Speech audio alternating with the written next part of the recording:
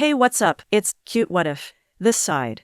Today we will be seeing what if Deku becomes teaching assistant. Now before we move ahead with the fic, leave a like and subscribe to the channel for future what ifs like this. I need to warn them, you saw the news. Now that the villains have found out about the field trip to the USJ, it's only a matter of time before they go after those kids. Your loud declaration is met with a tired sigh.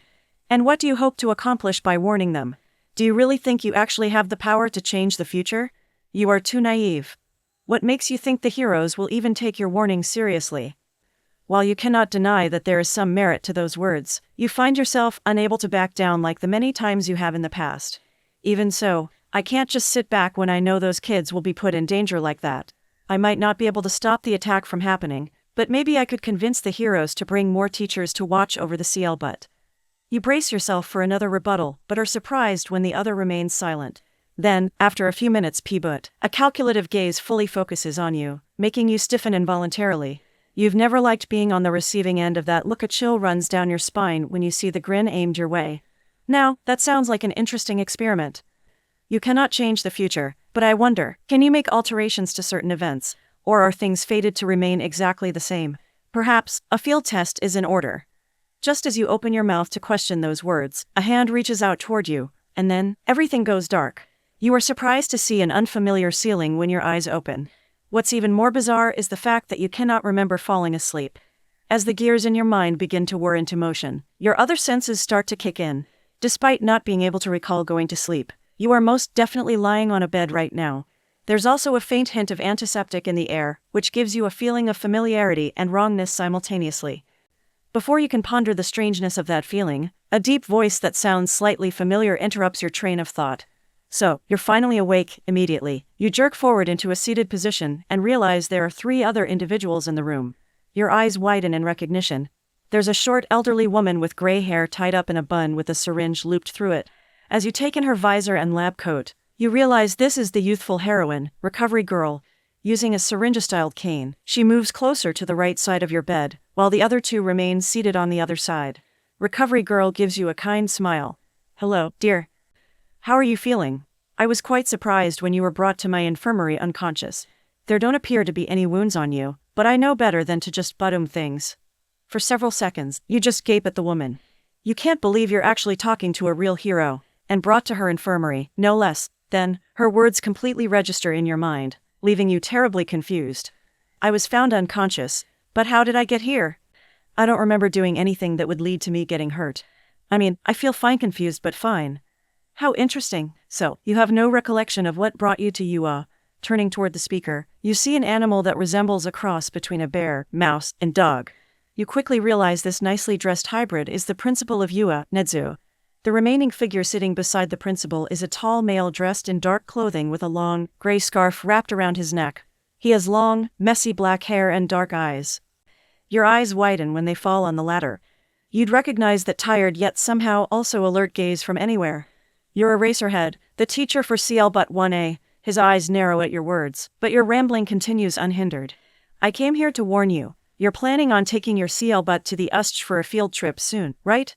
You can't. Your words abruptly cut off when a searing pain invades your senses, causing you to choke on your words.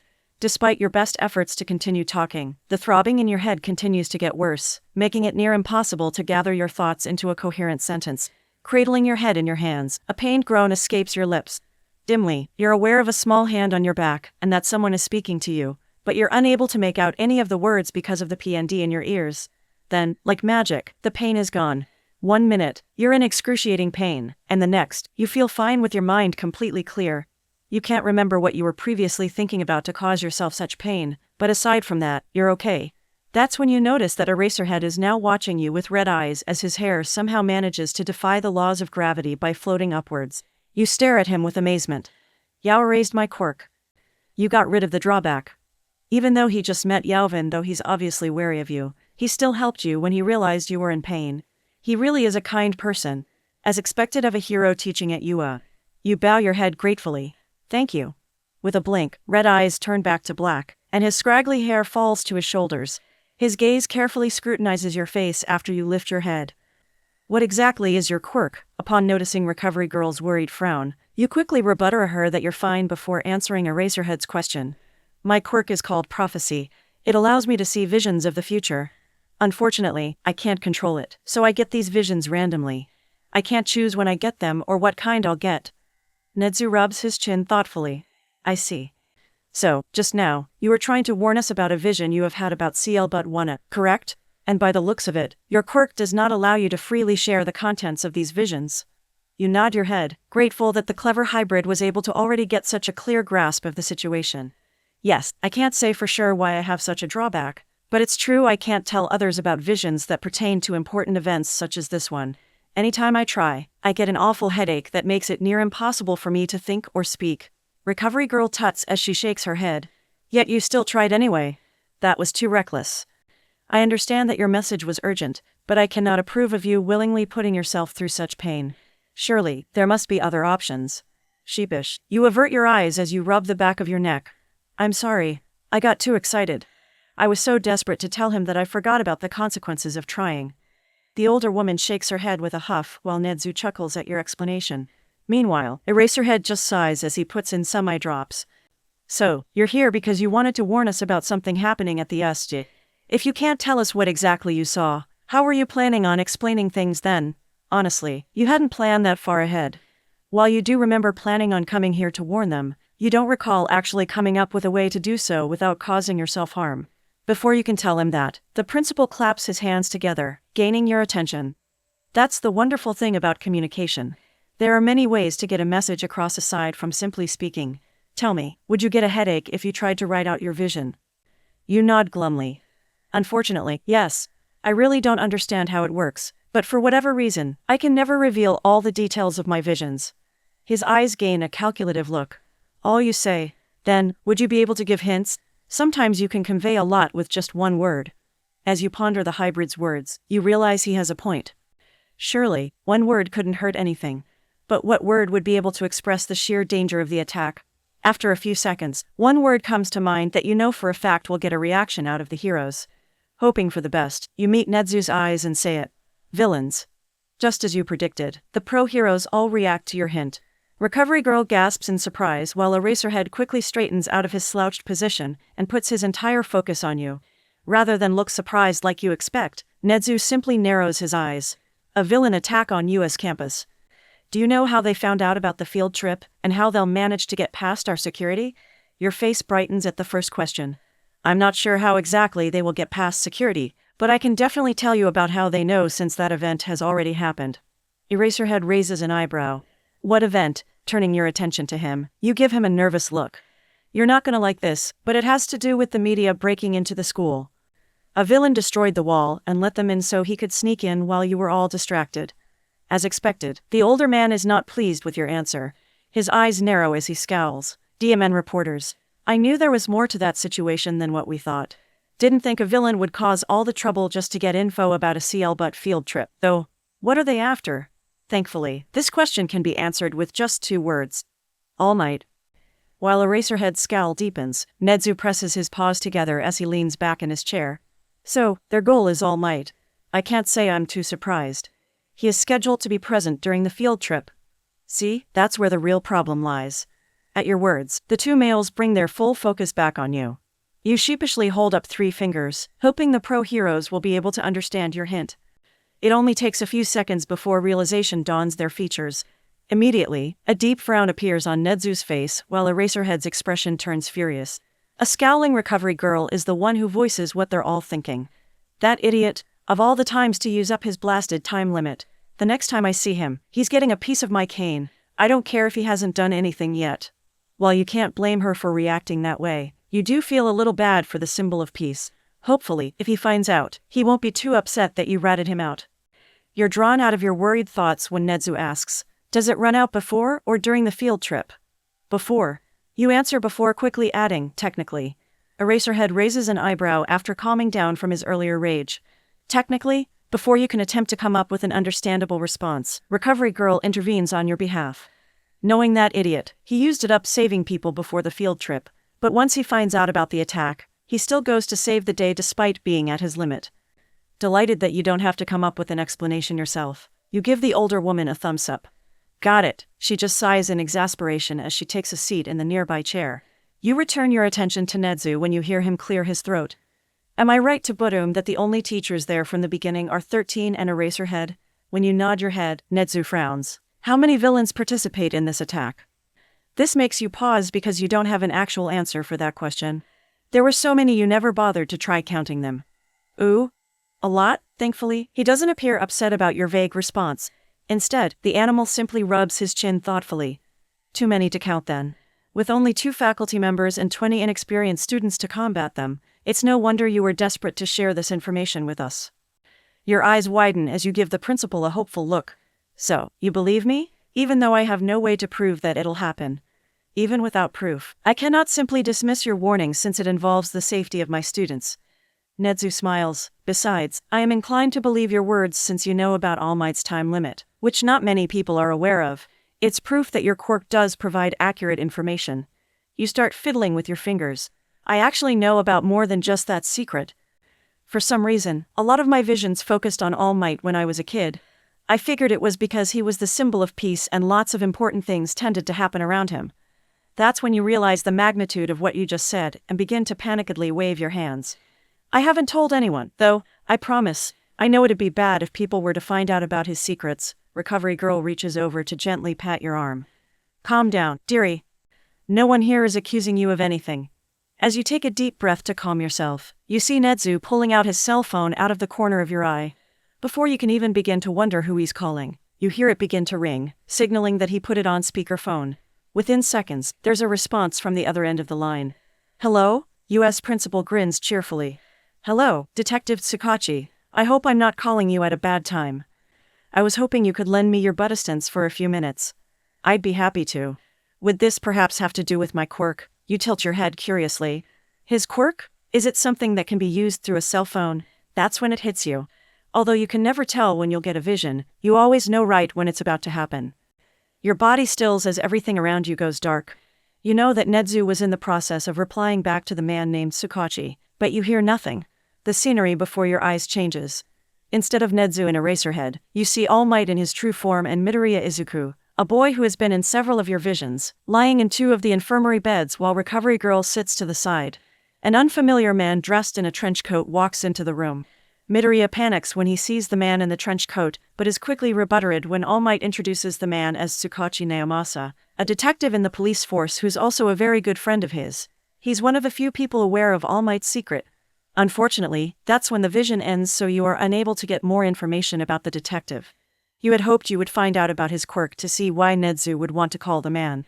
With a blink, everything returns to normal, and you see Nezu studying you with a fascinated expression, while Eraserhead warily watches you. That's when you realize Recovery Girl has a hand on your arm. When you turn toward her, she gives you a concerned look. Are you all right, dear? You had a glazed look in your eyes and weren't responding. Was that your quirk at work? Feeling bad for worrying her, you quickly nod and apologize. Yes, I'm sorry about that. I believe the name of the police detective triggered it. You give the principal a curious look. That is Tsukachi Naomasa, correct? The police detective who's friends with All Might. Nezu beams approvingly. You are most certainly correct. I had called him because with his quirk he is able to tell when a person is lying or not. I figured this would be the quickest and most efficient way to prove your innocence. Happy that there's a way to prove you're not lying, you reach for the phone that's handed to you. Hello, detective. I'm sorry for the trouble, but I just wanted to say I know about some of All Might's secrets, but have never told anyone about them. There's a brief pause before the detective chuckles. While I can't say I completely understand what's going on, I can tell you're telling the truth. Could you tell me your name, miss? Your brows furrow at the question. It's a perfectly reasonable question that you're happy to answer, but for some reason, it takes you a while before you can finally remember your own name. This is gonna sound really weird, but I think my name is in. Eraserhead gives you an incredulous look. You think? You don't know your own name? You bite your lip. I can't remember the last time someone said my name, but I recall writing down that name several times on a piece of paper. I think I was trying to make sure I didn't forget it. For a while, no one speaks, obviously unsure as to how to respond to such a strange statement. Both Nezu and Eraserhead appear to be studying you while Recovery Girl is frowning. Finally, it's Tsukachi who breaks the silence by awkwardly clearing his throat. Well, I can say for a fact that Unsen hasn't lied once since she started speaking with me. Was there another question you wanted me to verify for you, Nedzu-san? It's not Nedzu who replies but Eraserhead, whose eyes meet yours. Is everything you've told us so far the truth? You firmly hold his gaze as you push all the sincerity you can muster into your voice. Yes. Before you even realize it, you find yourself holding your breath as you await Tsukachi's verdict. When he says that you're telling the truth a few seconds later, you release a huge sigh of relief. Nedzu reaches for his cell phone, which you quickly hand over. Thank you for your help, detective. I know you must have a lot of questions. I promise to call you later with more information once everything is settled here. With that, goodbyes are exchanged, and the call ends, causing silence to envelop the room. Thankfully, it's not what you would call an awkward silence, but you still can't help but fidget due to your nerves since you have no idea what this silence means for you. Eventually, the silence is broken when Nedzu loudly claps his paws together, which makes you jump in surprise. Now that that's taken care of, I have a proposal for you, Unsen. Blinking, you tilt your head curiously. A proposal? For me, Eraserhead gives the principal a wary look. But before the underground hero can say anything, Nedzu cheerfully asks, how would you like to work at UA as Eraserhead's teaching assistant? The reactions are simultaneous. Huh? What? Oh my. All you can do is gape at the hybrid. What did he just say? For several seconds, you just open and close your mouth, unable to come up with a verbal response, due to your shock. This apparently amuses Nedzu since he begins to chuckle. I think you'd make an interesting addition to our staff, and considering your abilities, you'd be a great Batet. Eraserhead looks at him in disbelief. She's not a hero. Hell, she's not even a teacher. We don't even know how old she is. Recovery Girl appears more amused than anything by this sudden turn of events. It's strong to tell for sure what her age may be, considering she has a young face, but I would wager she's either almost done with high school or has just recently finished it. That's the impression I got when I was examining her earlier. She tilts her head. Can you remember your age, dear? You rack your brain for an answer, but are unable to find one. After several seconds but with no luck, you hang your head in defeat. I can't. I'm pretty sure I was homeschooled since I can't remember going to an actual school. Still, I'm pretty sure that I'm at least 18 years old. After all, I don't have any recent memories of doing schoolwork, so that must mean I've already finished it all, right? There's only one way to find out. Nedzu jumps out of his seat and heads for the door. A test is in order. We'll see where you are education-wise, and if my theory of you being a young adult proves true, then we won't have to worry about employing you. Eraserhead, if you'd be so kind, please SCRT Unsen to your CL buttroom.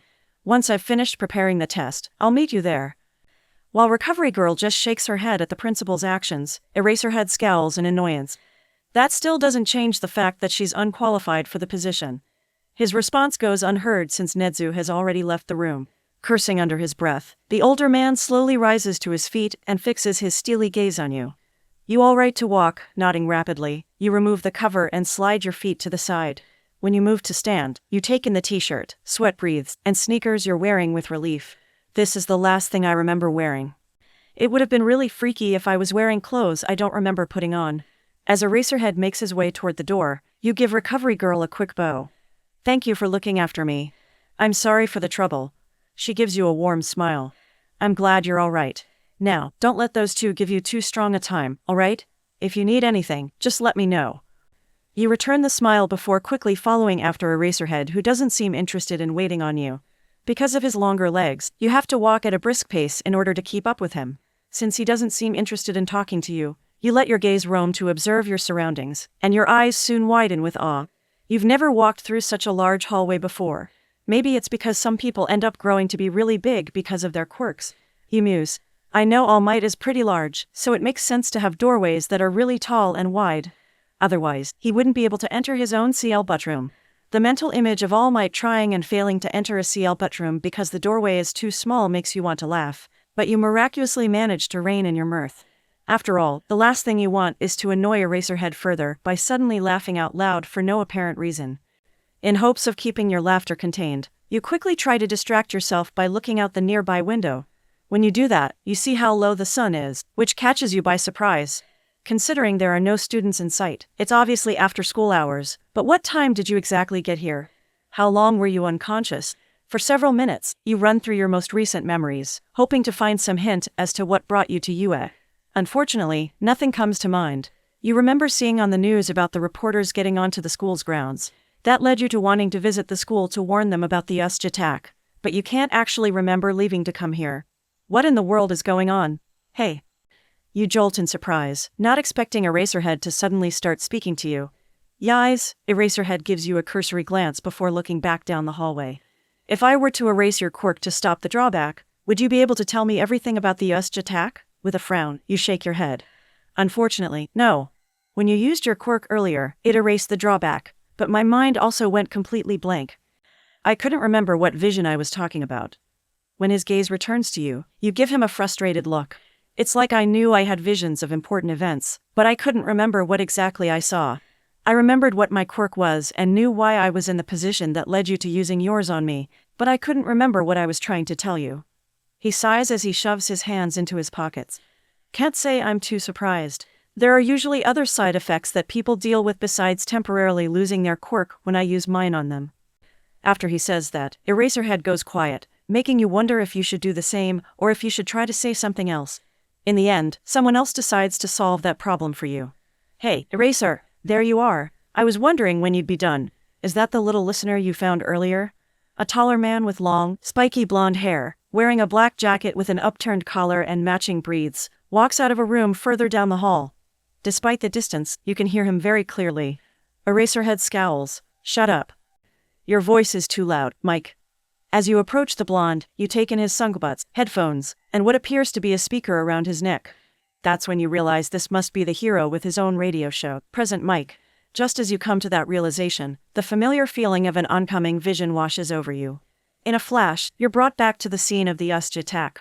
Rather than see a moment involving CL-1A or the teachers in charge of overseeing them during the rescue training exercise like you normally do in your visions of the USJ attack, you witness the moment when the other UA teachers arrive to deal with the villains, with Present Mike being one of the teachers at the front of the pack.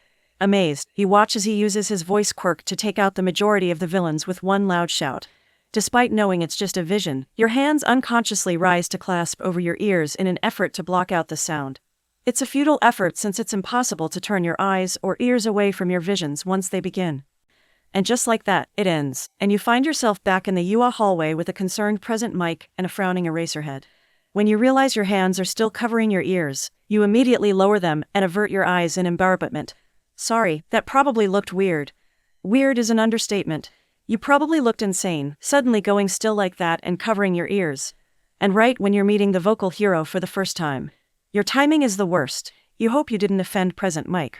Much to your surprise, it's Eraserhead who speaks first. Don't worry about it. He's used to people covering their ears when he starts talking.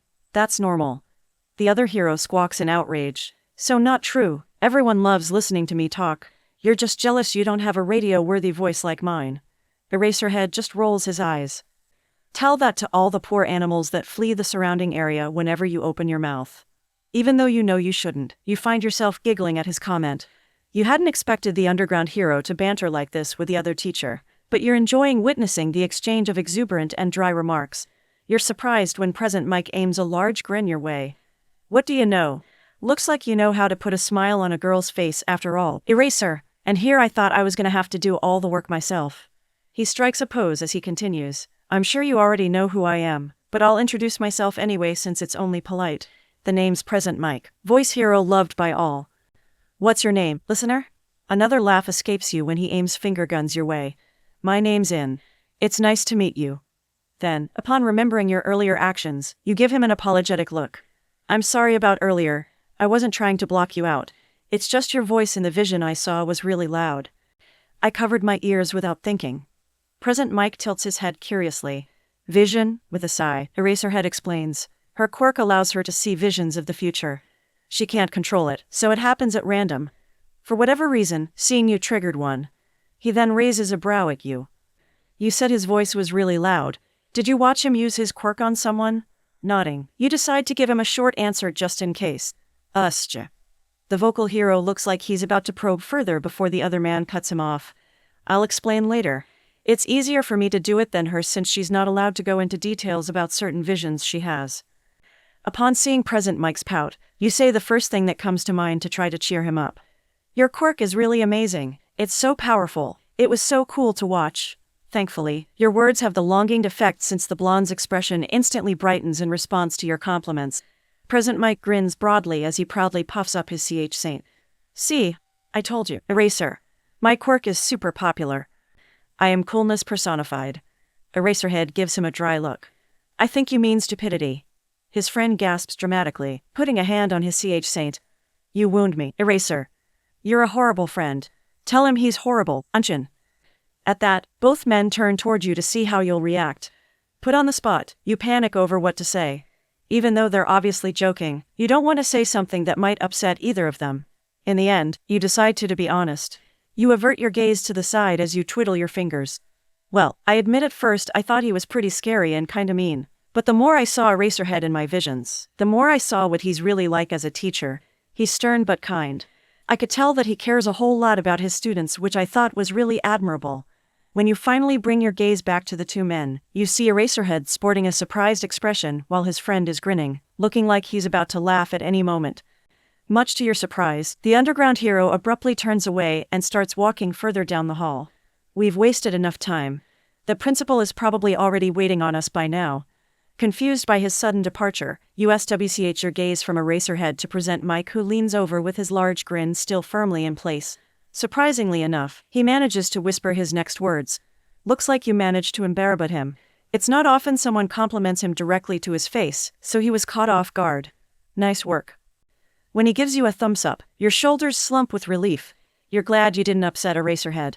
Still, you hadn't expected him to get embarrassed over a simple compliment. Just goes to show, you can't judge a book by its cover. A hand on your shoulder makes you jump in surprise. Looking up at present Mike, you see him pull down his shades so he can wink at you. I don't know what's going on, but I have a feeling things are about to get really interesting with you around, Unchin. Anyone who can appreciate a racer like that is a good person in my book, so I hope we'll get a chance to hang out again in the future. Once you get over your surprise, a pleasant warmth envelops your sin. You don't know why, but there's just something about present Mike's easy acceptance of you that makes you incredibly happy. That's why you can't stop yourself from beaming. I'd like that. Hurry up. At the sound of Eraserhead's annoyed voice, you quickly follow after him, giving present Mike a wave as you leave. He gives you an enthusiastic wave in return. Good luck. Don't let Eraser get you down too much. Remember, he's a real softy deep down. Despite your best efforts, you can't stop yourself from giggling at his words. It doesn't help your case when you see Eraserhead scowling at his friend in irritation. Thankfully, your destination is close by, so the two of you reach the CL room not long after parting ways with present Mike. When you enter the room after the teacher, you're surprised to see Nedzu standing on the desk. Looks like Eraserhead was right about the animal beating you here. The principal smiles at your arrival and gestures toward one of the desks in the front row. Once you take a seat, you bring your gaze to study the papers before you. This is the test. Nedzu nods his head. That's right. I've included questions that broach all the subjects required by high school students during their 3 years of education. There are 50 questions in all. I was tempted to make it longer, but since this is short notice, I had a feeling this would be more well received. He claps his paws together as he beams. Besides, if you do as well as I hope, then I should have plenty of opportunities in the future to test your knowledge more. Eraserhead simply sighs before pulling out a bright yellow sleeping bag from beneath the desk. Since this is your test, I'll be on standby while you watch her. With that, the underground hero gets into the sleeping bag and zips himself up, making him look like a sleep-deprived caterpillar. In a blink, he's on the floor fast asleep. For several seconds, you simply stare before finally turning your attention to the principal, who continues to smile cheerfully. You can start the test whenever you're ready. Realizing that's all you can do at this point, you grab the pencil left on the desk for you and begin working through the problems. You quickly realize that Nedzu really wasn't kidding about covering all the subjects. What's worse is only a few are actually multiple choice. Oh joy. Strangely enough, this type of test actually feels familiar to you. You're pretty sure you've taken a test like this involving all the subjects you've learned in the past, but it wasn't at a school. You're positive about that. Just what kind of weird homeschooling did you go through growing up?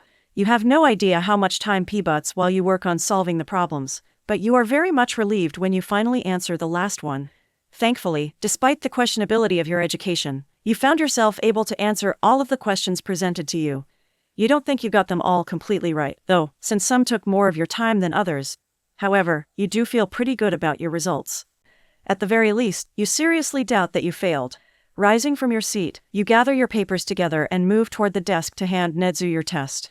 Faster than you can blink, he has a red pen in hand and starts going through all the questions. Less than 5 minutes later, the principal sets the red pen down and turns the front page to face you. A delighted smile matching Nedzu's forms on your face when you see the A in bright red ink. I got an A, so that's proof I did get a high school education despite not going to an actual school, right? He nods his head as he sets the test on the desk for Eraserhead, who woke up while you weren't looking, to examine. That's correct. While it wasn't a perfect score, you only made a few mistakes here and there, mostly with the history and science-related questions. What's really impressive are your math and English scores. Are those perhaps your favorite subjects? You rub your neck sheepishly. I've always liked math, so it comes easy to me, even though I was never a fan of geometry. I was lucky there weren't too many of those kind of questions in there. While I wouldn't say English is my favorite per se, I do like it. Eraserhead sets down the test and pulls himself out of the sleeping bag. I'll admit the score is good, but that doesn't make her qualified to be a teacher, even if it's just as a ta. Nedzu waves a paw at him. If it'll make you feel better, you can see this more as an internship where she's gaining experience on how to become a teacher. Considering the circumstances, I think this is the best possible option for her. If she continues to have visions about our students, then it only makes sense that she stays here at UA. Would you really want to risk her falling into the villain's hands? The other teacher sighs as he leans against the desk. We know next to nothing about her. We don't know where she came from, and neither does she. I don't like the idea of having someone like that around my students. Even though she wasn't lying earlier, that doesn't mean we can trust her completely. His harsh words make you flinch. Still, you can't blame him for being honest. His worries are perfectly reasonable. They have no way of proving that you won't end up being a danger to the students. Rather than dispute those claims, Nedzu simply turns to you with a curious smile. What would you like to do, Unsen? I haven't asked about your thoughts on the matter. You give him a surprised look. Of all the possible reactions, you weren't expecting him to go that route. However, it's true you haven't actually spoken on your own behalf when it comes to your own future. You figured you wouldn't get much say in the matter since you were technically trespassing on UA property and obviously suspicious. Not wanting to waste this opportunity, you take a deep breath and calm your thoughts. Then, after a few seconds, you respond. Everything Eraserhead said is true. I have no training or education for being a teacher, especially not at a school like this. Considering my shady background, it's only normal for you to be suspicious of me. Still, you place one hand against your CH-cint while your free hand clenches tightly into a fist. I don't care what you do with me. If you kick me off campus and send me away, that's fine. All I wanted out of this was for you to hear my message and heed my warning. All I care about is making sure those kids are protected. Memories of the visions you had about the Usj attack fly to the forefront of your mind unbidden. You see several terrified young faces as they fight for their lives. There's also a memory of a certain teacher sprawled on the ground bldy and broken that makes your eyes water despite your best efforts. After taking a quick moment to collect yourself, you continue, I don't want that future to happen. I know I can't always stop bad things from happening to good people. However, I can't just sit by and do nothing if there's a chance I can somehow make things turn out better for everyone involved. Even if there's just a small chance something could change, I have to try. Eraserhead holds your gaze for several seconds after you go quiet. You have no idea what he's thinking because his face is so strong to read. Then, he sighs, looking like he's about to say something he knows he'll eventually regret. Fine. I'll let you be my ta. I won't give you any actual teaching duties, but doing things like helping me create assignments and grade papers should be fine. Your eyes grow large with shock at his words. Then, after you get over your surprise, a large grin forms on your face as you clap your hands together excitedly. That's fine. I'll do whatever you need me to. Thank you so much, Eraserhead-san. Aizawa. His response makes you pause in confusion. Huh? He rolls his eyes. My name is Aizawa Shouda, although you probably already know that because of your visions. I'd rather you call me by that than my hero name. Your grin returns at full force. Understood, thank you, Aizawa-san. Nedzu chuckles as he jumps from the desk to the floor with your test in hand. I'm glad that's all sorted out now. Since you agreed to watch over her, I'm sure you're fine with looking after her for the rest of the day, right, Aizawa-kun? Aizawa stares at the animal incredulously. What? You can't be serious. Shouldn't you ask someone like Midnight for this? The principal shakes his head. I'm afraid she's already gone for the day. Besides, since Unsen will be your ta, that means she's your responsibility now. It only makes sense that you also handle her living situation, at least until we can come up with something else for her. He rubs his chin thoughtfully. I have considered making living quarters on campus in the past. Perhaps it's finally time that I follow through with that idea. Much to your shock, another vision hits you at that moment, catching you off guard. You don't think you've ever had so many visions in one day before. Compared to your previous visions, this new one is much shorter. For a few seconds, you see Aizawa standing before what appears to be a large dormitory for the CL-1 students who appear to be moving in. When the vision ends, Nedzu is watching you with intrigued eyes, while the other teacher looks like all he wants to do is go back to sleep. Another vision. Unseen? You nod at the hybrid's question before explaining what you saw. By the looks of it, the CL-1 students were moving into a dormitory, and Aizawa-san was telling them the rules of living there. Nedzu's eyes get a certain gleam that makes you somewhat nervous. Tell me, how far in the future can you see, Unseen? Have you ever seen something happen years in advance, or is the time frame shorter than that? For a few seconds, you ponder his words, mentally going over all the visions you've had, which you actually remember. Obviously, your amnesia doesn't affect your memories related to your visions. I don't think I've ever seen anything happen more than a year in advance. I can usually tell if a vision will happen in a matter of days, weeks, or months. That vision will happen in less than half a year for sure. Aizawa's eyes narrow. That must mean something big happens between now and the end of the summer break. Nedzu nods in agreement. It would seem we are in for quite the eventful school year. I should consider going ahead with the building of the dormitories for our students. It might benefit us in the long run to have them already ready just in case. The principal starts walking toward the door. Just another thing I'll need to consider. I'm heading back to my office now to make the necessary preparations for our newest staff member. I'll have everything ready for you by tomorrow, Unseen, so you're more than welcome to join Aizawa-kun's CL-but tomorrow. Before he leaves, you call out to the hybrid. Nedzu-san, what do you plan on doing about the field trip? He pauses in the doorway before smiling at you from over his shoulder. No need to worry. While it was scheduled for tomorrow, I have no intention to send our students to the USG when there's a risk of them being put in danger. We'll simply have to postpone it to a later time after we investigate the matter. With that, Nedzu makes his exit, leaving you alone with Aizawa. You release a sigh of relief. Somehow, everything managed to work out in the end. They're really taking your warning seriously. You're so glad. That's when you remember that Nedzu left Aizawa in charge of your housing arrangements for the night. When you sneak a glance at the man, you see him pinching the bridge of his nose. It's obvious that he's not thrilled about this situation. You can't help but feel guilty about putting the underground hero through all this trouble. I could always stay at a nearby hotel for the night. I promise I won't go anywhere during the night. You can even ask the staff to keep a lookout for me. As long as they have proper surveillance equipment, it would be impossible for me to sneak out unnoticed. Aizawa pulls his hand away from his face and raises an eyebrow at you. Do you even have money for that? Your cheeks heat up with a blush when you realize, much to your horror, that you don't. Your pockets are empty. You have nothing except for the clothes on your back. How embarrassing. Seeing your reaction makes him sigh deeply. Figured as much. We didn't find a wallet or any kind of ID on you earlier when you were found unconscious. You hang your head in shame. I'm sorry. Even though your goal was to come here to help, it seems like all you're doing is causing trouble. No ID, no money, no memories. All you have is a crazy quirk that you can't even control. You really are more trouble than you're worth. Stop that. AFLCK to your forehead makes you jolt in surprise. When you lift your gaze upwards, you see Aizawa giving you an exasperated look. There's no point in dwelling on what you can't control. We'll figure everything out eventually. For now, let's get out of here. This whole situation has left me exhausted. And that's how you find yourself, leaving US campus with the underground hero, Eraserhead. This is definitely not how you expected your day to go when you woke up this morning. Even though it seems he's accepted his role of looking after you, you can't help but still feel nervous about this situation. He's probably taking you to his home, right? Wouldn't an underground hero like him want to keep that a secret? Surely, bringing a stranger to the one place where he should feel safe is unnerving for the man. Aizawa-san, when he makes a noise to show he's listening, you continue. Are you sure this is really okay? Sharing your home with someone like me, that's probably the last thing you want to do, right? I really appreciate you helping me, but I feel bad for inconveniencing you like this. He slides his gaze towards you momentarily before moving it back to watch the crowd. Considering how late it is now, there aren't that many people still up and about, but there's enough to have the hero on alert. You wonder if he's always like this, so vigilant even off duty. Well, I guess a hero is always on the job. If a problem occurs, of course they'll jump in since there's no way of knowing when another hero might show up. You're drawn out of your thoughts when you hear Aizawa's tired drawl. It's not like we have any other options since we don't fully know your circumstances.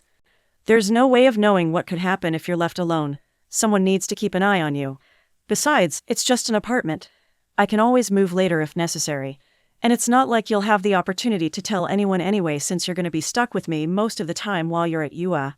As you let his words sink in, you realize that he's right. No doubt they'll want to keep you under surveillance for a while, which is perfectly understandable.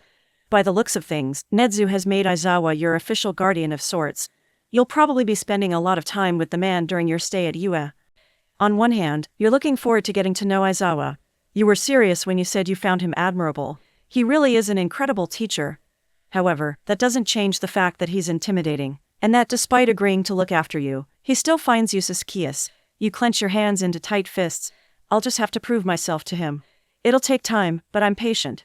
I'll show him that I have no ulterior motives. Despite my suspicious background, I'm not a bad person.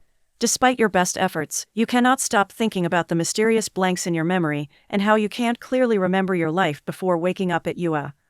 What exactly were you doing before all this happened? You bite your lip. I'm not a bad person. Right? Here.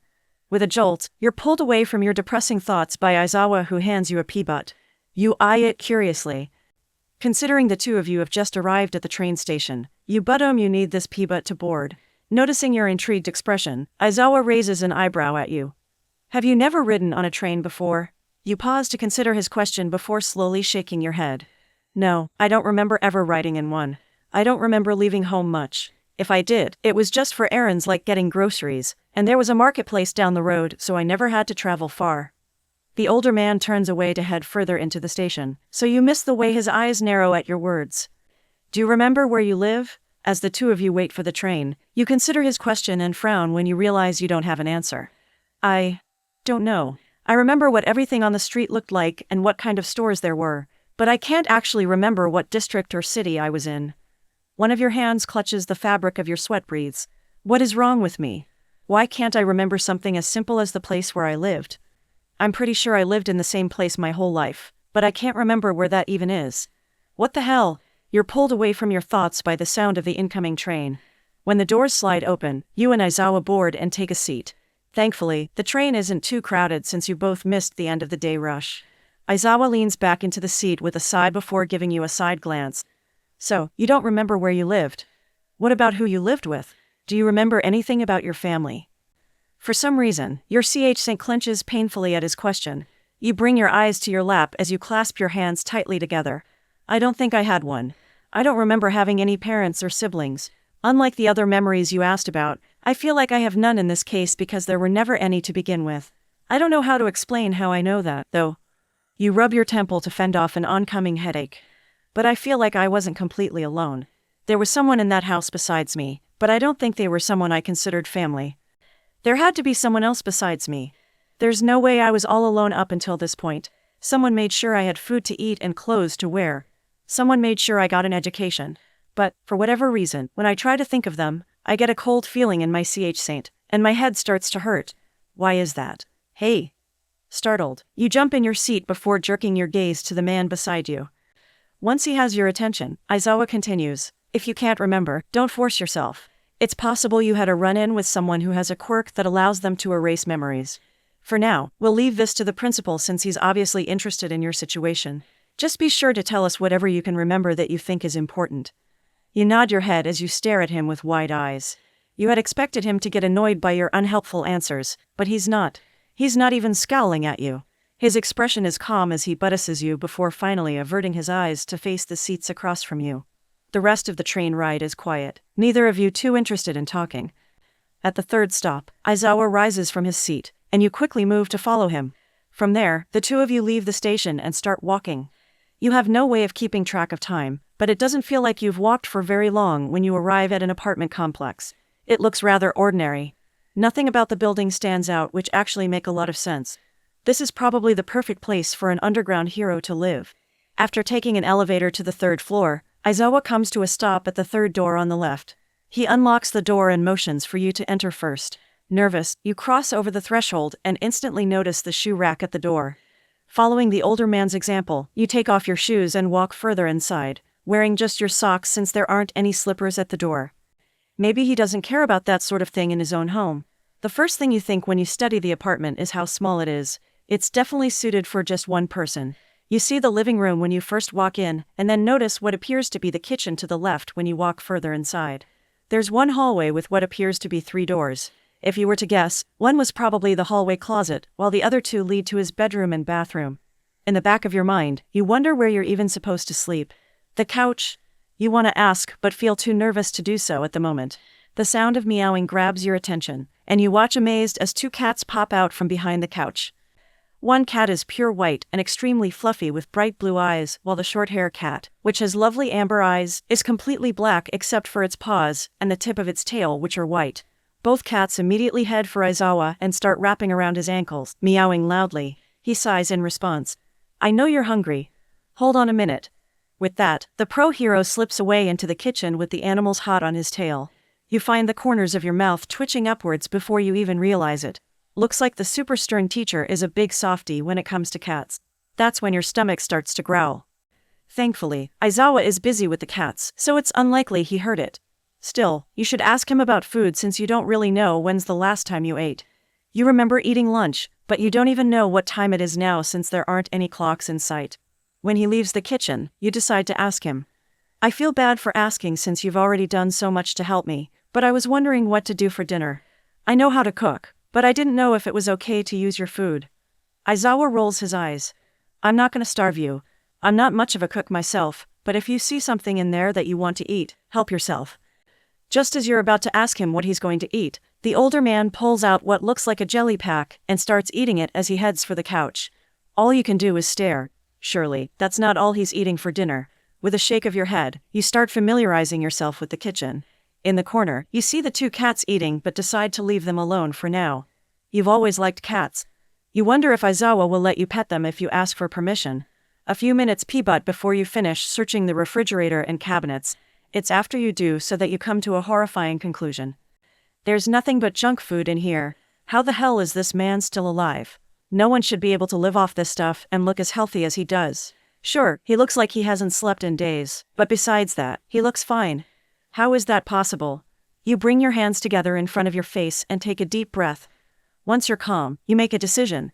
I know it's not my place to say anything, but I gotta do something. He can't just have jelly for dinner. Determined, you pull out the bread along with the other sandwich ingredients. You don't know what kind he likes, but you don't think you can go wrong with a CL buttock ham and cheese. You make 2 with mayonnaise and 2 with mustard. That way he can have a choice of condiment. You're fine with either, so it doesn't matter to you. Unfortunately, considering the circumstances, you can't make a healthier meal, but a sandwich is definitely a lot better than what he's currently eating. Once you finish, you grab 2 sodas from the fridge and carry them along with the plate of sandwiches to the couch. Since there's no dining area, you figure the man doesn't care about eating in the living room. When you approach the couch, you see Aizawa stretched out fast asleep with the 2 cats on top of him. You're reluctant to wake him since he obviously doesn't sleep enough, so you move to sit on the floor after setting the food and drinks on the coffee table. The TV is currently showing the news, but the volume is so low you can just barely hear it. Not wanting to break the peaceful silence of the apartment, you reach for a sandwich and start eating as you pee-butt the time watching TV. Just as you're about to start on your second sandwich, Aizawa begins to stir. You turn your head just in time to see his eyes open. For several seconds, he just stares at you, so you decide to break the awkward silence by pointing at the plate of food. I made you something to eat. Jelly isn't a very filling meal after all. You then turn back to the TV and continue munching on your meal, acting as if this situation isn't as crazy as it really is. There's some shifting behind you before you hear him sigh. You didn't have to make me anything. I don't need to eat a lot. That makes you roll your eyes. You wave a dismissive hand at him, not bothering to look away from the TV. Nonsense. You're a grown man. You need to eat more than just a jelly pack. Besides, it's not like I made you a feast. Considering you are letting me stay in your home free of charge, this is the least I can do. He quietly grumbles in response for a few seconds before finally reaching for one of the sandwiches. You do your best to fight off the smug grin that tugs at your lips. You don't want to risk annoying him further after all. Once you're both done eating, you move to stand and gather the plates and trash to take to the kitchen. After you finish cleaning up and throwing the trash away, you return to the living room and are surprised to see Aizawa sitting up on the couch instead of reclining. You notice that the coffee table now has some papers and folders on top of it. Instead of sleeping on top of their owner, the cats are now stretched out on the top of the couch, relaxing. Since there's a spot now available to sit, you decide to take a seat beside the teacher. Are you lesson planning? He nods his head as he runs a hand through his hair. Since we won't be doing the field trip tomorrow, I'll need to come up with a different lesson instead. Although, the likelihood of being able to get anything done during homeroom is next to 0 since they'll be more focused on you. You scratch your head. Maybe I should introduce myself near the end of homeroom then. I don't want to be a distraction. Aizawa shakes his head. No, it's better to go ahead and get all their questions handled ahead of time. Plus, it does save me from having to actually come up with something else to do. Nervous, you fiddle with your hands. Are you going to tell the students about my vision, or do you hope we can keep them in the dark about what's to come? How sure are you that it will happen? Your eyes meet his without hesitation. 100%. My visions always come true. It's true I've never tried to stop them, but there are some events that cannot be stopped. It's easy to prevent simple things like someone tripping from happening, but an attack of this large a scale. Even if you change the date of the field trip, I think the attack will still happen. I don't know how, but it will. You clench your hands tightly together. I'd like to say I came here to stop the attack from happening PRD, but I don't know if that's possible. My hope was that more teachers would be involved, and that I could convince All Might not to use up the majority of his time limit prior to the field trip. Aizawa rests his elbows on his knees and clasps his hands together as he slouches forward. You didn't think you could stop the damage, you just wanted to mitigate it. Even though he's not looking at you, you find yourself nodding before realizing you should respond as well. Yeah, even though the students came out relatively unharmed, it was still a traumatic experience that no first-year high school student should ever have to deal with, especially not so early in the school year. He gives you a side glance. So, there weren't any serious injuries on the students? Wincing, you give him a helpless shrug and hope he'll understand your short answer. Midoriya. Unsurprisingly, Aizawa catches on very quickly. He shakes his head with a groan. Of course. With that quirk of his, I'd be surprised if he didn't have any injuries on him. You find yourself frowning at his words. He's doing his best. It's not like he's had his quirk very long. You saw when he registered it, didn't you? The older man raises an eyebrow. So, you even know that much about him. Do you have this much knowledge about all my students or just Midoriya? Before you can reply, his white cat decides to plop down on your lap and make itself comfortable. For several seconds, you just stare at it before turning your gaze to its owner. Aizawa snorts before leaning back against the couch. If you want to pet her you can, or if you want her to move, just pick her up. She won't bite. Hesitantly, you reach toward the fluffy creature and lay a hand on her back. When she makes no move to retaliate, you begin petting her, marveling at how soft she feels. Ooh. She's so soft. It's like petting a cloud. What's her name? Shiro. The other cat is Kiro. He takes longer to warm up to people, but he won't do anything to you either. You raise an eyebrow at the man. You named your cats after their fur colors? Really? He shrugs his shoulders. Naming is not my thing. At least, I didn't name them Cat Hash 1 and Cat Hash 2. His words make you snort before you can stop yourself. Well, if those were their other options, I guess Shiro and Kiro lucked out in the end. For a while, you just sit there petting Shiro while Kiro stays on the other end of the couch with Aizawa. Eventually, the silence that filled the air gets broken when Aizawa brings his question from before back up. So, what do you know about Midoriya? You find yourself wincing. More than I should. I had several visions about him when I was growing up. At first, I had no idea why, but eventually, I came up with a theory. Aizawa gives you a dry look. But you don't plan on telling me, right? Guilty. You avert your gaze away from his. I'd like to, but first, I need to ask for permission. I can't go around revealing his secrets when it's not my place to say. Thankfully, the underground hero doesn't seem angry since he only sighs in response. Figured as much. Well, at least, you know better than to go around telling just anybody about other people's business. As long as the secret doesn't put him in danger, it's fine if I don't know for now. If only you knew. You have to fight the urge to grimace at his response.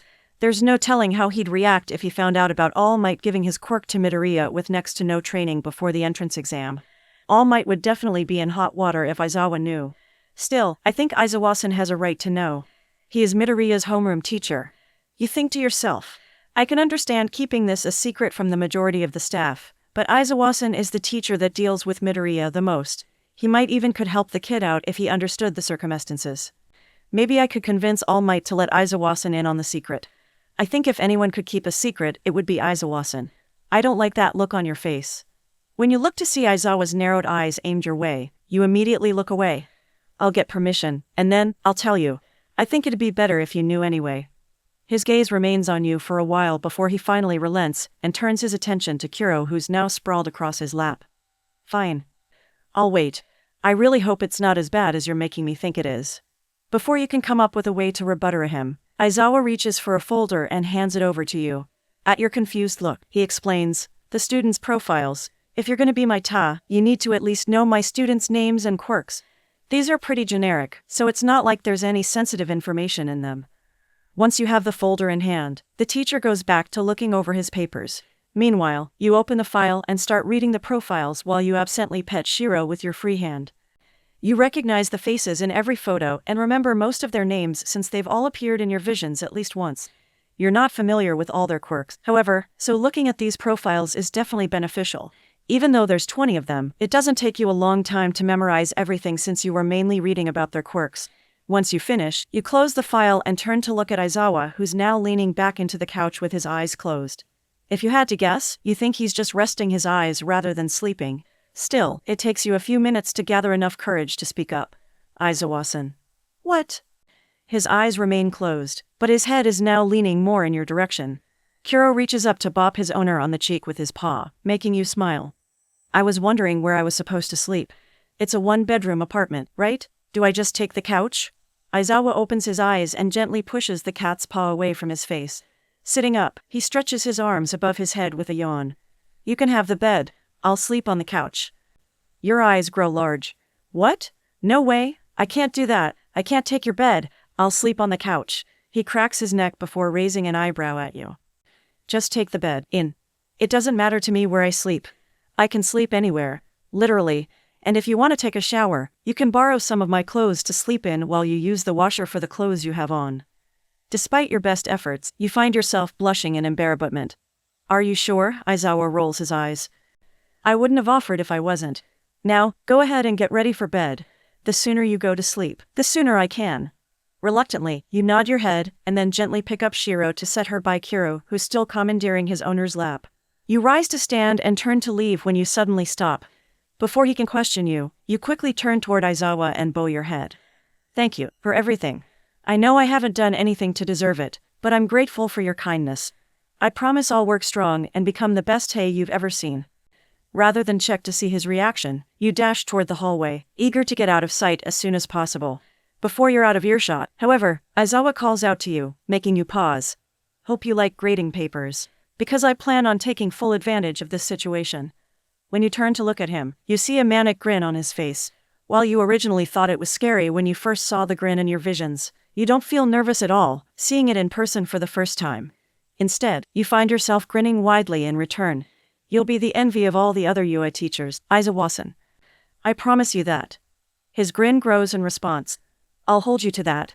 Surprisingly enough, despite being in an unfamiliar home, you sleep soundly throughout the whole night without any problems. Much to your delight, when you wake, you find Shiro curled up at your side. Before going to sleep, you set an alarm on Aizawa's clock in order to make sure you didn't oversleep. However, you discover it wasn't needed since you find yourself waking up before it goes off. Now that I think about it, I can't remember the last time I ever slept in. I've always woken up early in the morning, you muse. I'm pretty sure there was a reason for it, but of course, I can't remember it. DMN amnesia. Since you are now fully awake, you move to turn off the alarm and spend a few minutes petting Shiro, who purrs happily in response to your actions. Then, you remember why you wanted to wake up so early in the first place. Yawning, you slowly pull yourself out from under the warm covers and head over to your clothes that you washed before going to bed. You head to the bathroom and change your clothes, leaving the ones you wore as pajamas in the laundry basket. Unfortunately, due to a lack of toothbrush, you have to settle with just using your finger to brush your teeth.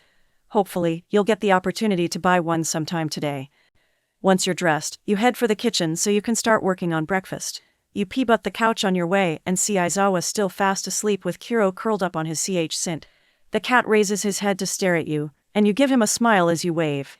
Instead of staying in the bedroom, Shiro makes her way to the couch so she can join the other cat on top of their owner, much to your amusement. Aizawa, of course, doesn't stir, completely unbothered by the added weight on his CH-Sint. Shaking your head at the sight, you enter the kitchen area and start pulling out the ingredients you'll need. Before you went to bed last night, you decided that you'd wake up early so you could prepare a healthy breakfast for you and Aizawa. Of course, that's not an easy feat, considering the lack of healthy food in the apartment. Thankfully, there are eggs in the fridge, and there's still plenty of bread. So, you decide to make some scrambled eggs and toast for breakfast. In the midst of your preparations, Shiro enters the kitchen and starts rubbing against your legs. You are surprised to see Kuro hanging out in the doorway as well. That's when you realize that the cats are likely hoping you'll provide breakfast for them as well, since their owner is still fast asleep. Going through your memories of last night, you recall seeing the cat food in the bottom cabinet near the sink. A triumphant smile forms on your face when you later find it. Meanwhile, both cats release victory cries, obviously just as happy as you are with your discovery. Giggling, you grab the food and fill the food bowls in the corner. As the cats chow down, you decide to refill their water bowls as well, since they're on the low side. Once the cats are all taken care of, you return to the food. Thankfully, you didn't look away from it for too long, so nothing appears burned. As you're cooking, you find yourself thinking about Aizawa's unfortunate food situation. I have to do something. If I'm really supposed to be living here until Nedzu-san comes up with another place for me to stay, then that means I'm stuck with eating whatever Aizawa-san buys as groceries. I wonder if he'll let me do the grocery shopping. Maybe he won't care what I buy as long as he doesn't have to bother doing the shopping. Maybe I could ask President Mike for some advice, since he seems to be good friends with Aizawa-san. He might even take my side and agree his friend needs to eat healthier. Resolved to improve Aizawa's eating habits, you decide to go ask President Mike for help sometime today when you get the chance. You're going to make that your goal for the day. Well, your secondary goal anyway. Your main goal is to not make a fool of yourself in front of CL-1A. You know they're a good group of kids, so you're sure they'll be polite toward you. And hopefully, they'll even come to eventually like you. However, you doubt they'll come to respect you like Aizawa or the other teachers, since there's a clear difference between you and them. Plus, you're obviously not that much older than the students. Would they even be willing to listen to someone like you? You shake your head to clear your mind of those negative thoughts and proceed to turn off the stove and start preparing the plates. There's no point in worrying. I'm not here to become a popular teacher. All that matters is that I help protect their futures. As long as those kids get to stay safe, then it'll be fine. Shiro starts rubbing against your legs again, so you crouch down to pet the cat. I'm gonna do my best today, Shiro. So, hopefully, I'll have some good news to bring back once the day is over. She purrs loudly in response, making you grin. Catching movement out of the corner of your eye, you turn to see Kuro, who is calmly observing you from the other side of the room. Obviously, he still doesn't know what to make of you yet, which is perfectly understandable, considering the circumstances surrounding your sudden intrusion into his home. That's why you intend to give the black cat his space, and will refrain from trying to pet him until he grows more comfortable with you, if that day should ever come. After you spend a few minutes petting Shiro, you work on cleaning up the kitchen. Once that's done, you prepare 2 GL butts of juice and bring them into the living room before returning to the kitchen for the plates. During this time, you notice that Aizawa is still sleeping soundly, as far as you can tell anyway. If he's faking it, he's obviously a pro at it. Leaving his meal on the coffee table, you take a seat on the floor and dig into your food after turning on the TV. You keep the volume low as you channel hop and look for something interesting to watch. You stumble upon some kind of murder mystery show, which immediately grabs your attention since you've always liked these types of shows. At least, you think you have anyway, since you can dimly recall watching shows like this in the past and enjoying them. As you eat, you have to defend your meal against Shiro, who is very much interested in your eggs. For whatever reason, she doesn't approach Aizawa's plate, as if knowing the food is for her owner. Obviously, she also thinks he needs to eat healthier. While you're fending off Shiro, Kuro returns to his previous spot on top of Aizawa's CH-Saint. However, rather than go back to sleep, he starts kneading the man's CH-Saint. It looks like he's trying to wake his owner up. His plan succeeds, since after a few minutes you hear Aizawa groan, an obvious sign that he does not want to leave the world of dreams. The underground hero tries to push the cat away, but Kuro is relentless. He begins purring as he rubs his face against his owner's. The cute sight makes you giggle. This, of course, brings Aizawa's attention to you. When his half-masked eyes fall on you, you grin. Good morning, Aizawa-san. I made scrambled eggs and toast for breakfast. You should eat your portion soon before the cats decide they want it. Even though I've already fed them, Shiro has been trying to snatch my eggs for a while now. Shiro mewls loudly, obviously outraged that you'd accuse her of something like that, even though it's the truth. Aizawa snorts at the cat's reaction before moving his gaze to the coffee table. He sighs when his eyes land on the plate. You didn't have to make me anything. You shrug. I didn't, but I did anyway. So, you better eat it, so it doesn't go to waste. Thankfully, the older man doesn't protest further and starts eating his breakfast without complaint. You internally cheer at the small victory. I may not be able to do much in the grand scheme of things, but I can, at least, make sure Aizawa-san eats healthier while I'm working with him. Obviously, this isn't something that's normally expected of teaching Buddhists, but you don't see the harm in doing this kind of thing. After all, you never promised to be a normal Ta, now did you? After you both finish eating breakfast, you and Aizawa leave for Yua. When you both later reach the school, the two of you immediately head for the principal's office. Despite your best efforts to remain calm, you can't help but feel nervous about your current situation. I can't believe this is really happening. They are seriously gonna let someone like me stay and work here. If I wasn't so grateful for their help, I'd be calling them insane for coming up with this idea. Nezu is all smiles when you enter his office alongside Aizawa. Good morning, Unsen, Aizawa-kun. I hope everything went well with the housing arrangement. While Aizawa grumbles quietly under his breath, you nervously chuckle. It was fine. Aizawa-san was very accommodating. The principal claps his paws together excitedly. Very good. Now, I've explained the situation to Detective Tsukachi, who has promised he'll look more into your situation to see if we can determine the cause of your memory loss. In exchange for us allowing you to remain here at UA, we'd like your full cooperation in the investigation. You quickly nod your head. Of course, I'll do whatever you need me to, he beams at you. I had a feeling you'd say that. After we're done here, I'd like for you to stop by the infirmary, so Recovery Girl can collect a DNA sample to see if we can find you in the system. Of course, we've already checked the Quirk registry, but we were unfortunately unable to find you. Your shoulders droop as you stare at him in shock. You're not in the Quirk registry, so, in a sense, it's possible that the world doesn't even know you exist. If the DNA search comes up with nothing, would you basically be a ghost in the world's eyes? A sudden nudge to your shoulder draws you out of your thoughts. Looking up to the source, you see Aizawa watching you. Calm down. It'll get sorted out eventually. No point in freaking out about it now. Realizing he's right, you take a deep breath and slowly nod.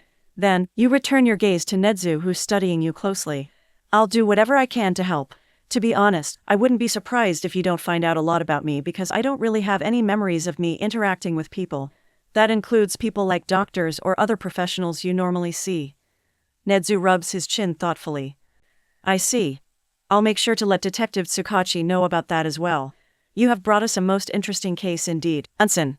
Before you can reply, he continues in his perpetually cheerful tone. I also have some exciting news for you. I thought it would be pertinent that a uniform be prepared for you, so that it'll be easier for everyone to distinguish you from the students. Our teachers here normally wear their hero costumes for work, but since you are not a pro hero, I thought giving you a special UA uniform would be the best solution. When he gestures toward a suitcase on the ground near his desk, you approach it and open it after getting his permission.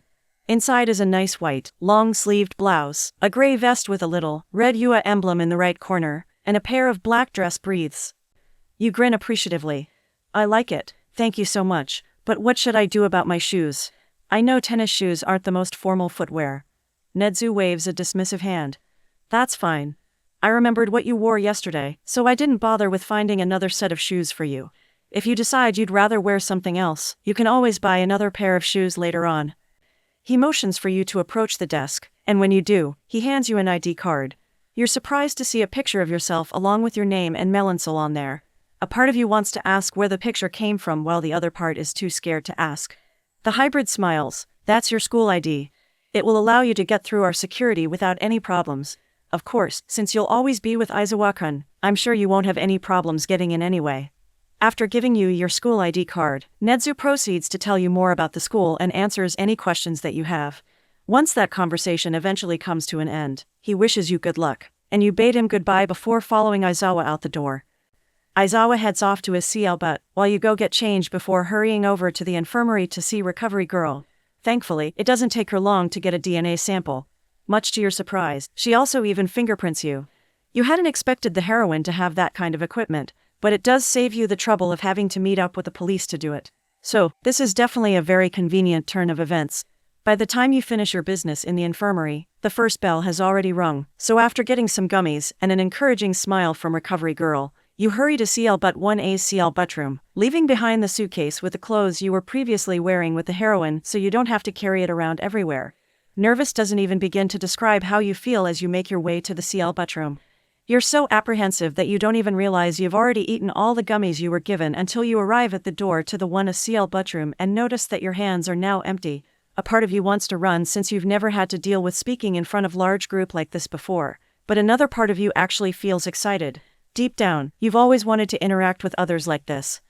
You can't remember why you never did, but maybe now is the chance to make your dreams a reality.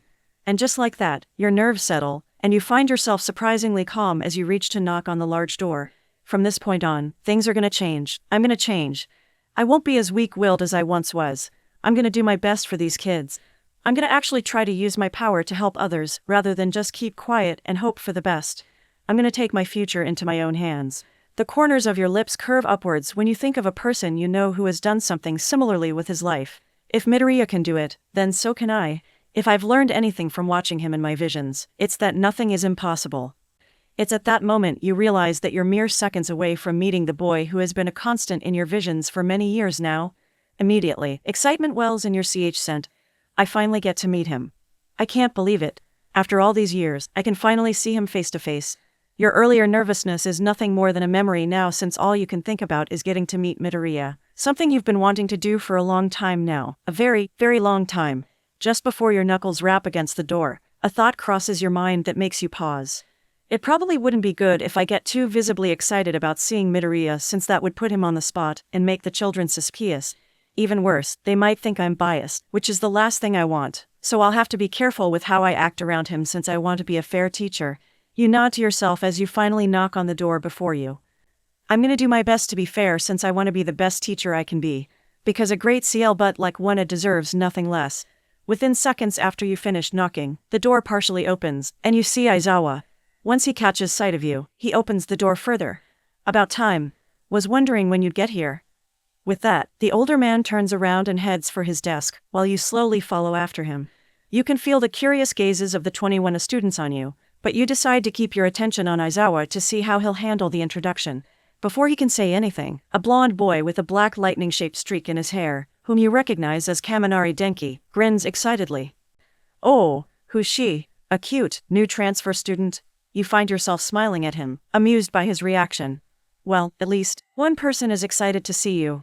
Kaminari immediately notices your smile, and his grin grows exponentially. The redhead behind him, Kirishima Ijiru, is also sporting a wide smile. Meanwhile, the girl with long earlobes sitting across from Kaminari, Jiru Kyoka, just sighs at her CL butt mate's words. The student with GL butts abruptly stands up from his desk and starts waving one of his arms similar to a robot. If you remember right, this boy is Ida Tenya, the CL butt president of 1A. Aizawa-sensei, I was not aware that we would be having a transfer student. If I had known, I would have made the proper preparations to welcome her. Ada then immediately returns to his seat, looking just as prim and pristine as he appeared earlier before he stood up. It's obvious just from looking at him that he's a straight-laced student, which is probably for the best, since someone like that is surely needed for a CL butt like his, in order to maintain the order of the CL butt room. Aizawa scowls at the outbursts, but before he can reply, you decide to answer on your own behalf. I'm actually not a transfer student, or a student at all for that matter. So, there's no need to worry about preparing something to welcome me, Ida. It's sweet of you to want to do so, though. While you smile warmly at Ida, you fight the urge to laugh as you watch him get flustered upon realizing that he made a big deal over nothing. A lot of the students look like they want to laugh, but are holding back because of the annoyed look on Aizawa's face. The teacher sighs as he runs a hand through his hair. She's right. This is in. She'll be my ta as of today.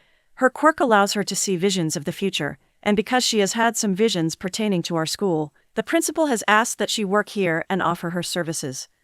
She won't be teaching any CL butts since she's not a hero nor a certified teacher, but if you ever need me but can't reach me, go to her, and she'll get a hold of me. Because you're standing right beside him, you're the only one who hears him mutter under his breath. Or just bother her instead and let me sleep. You're just barely able to stop yourself from laughing out loud when you hear that quiet remark. In order to distract yourself, you let your gaze roam across the CL butt room, allowing you to take in all of the students' intrigued faces. When your eyes fall on the girl with a high ponytail, Yaoyorozu Momo, a vision hits you, catching you by surprise. The CL butt room scenery quickly fades away, and you soon find yourself in one of the school's hallways. There are several of the CL butt 1A students lingering about, possibly heading to lunch. But what grabs your attention is the GRPE-haired boy, Minta Minoru, who sneaks up behind Yaoyorozu and suddenly flips her skirt, making her cry out in surprise. The vision ends shortly after that. In a blink, you're back in the CL butt room and on the receiving end of 20 sets of curious eyes. Aizawa rubs his temple tiredly.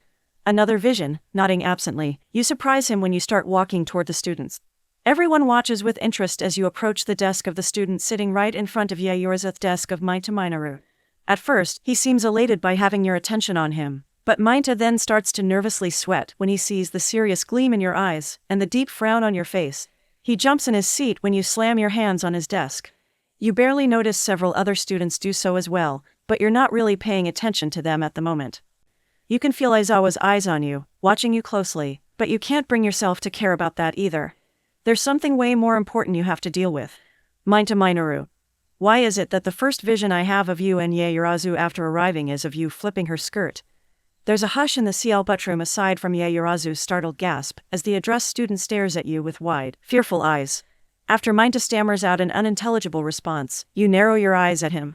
Mineta, I'm giving you a warning. If I personally catch you or have a vision of you doing anything inappropriate to any of your female CL mates or any female for that matter, there will be consequences, understand?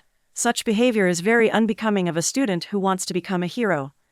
All of your CL mates deserve equal respect. Then, with a sickeningly sweet smile, you turn to address the rest of the CL. Of course, that applies to everyone here. Harbutment is no joke. I'm sure the rest of you brilliant heroestob already know that, though, right? Several of the students are now sporting fearful expressions, but all of them quickly nod in response to your question.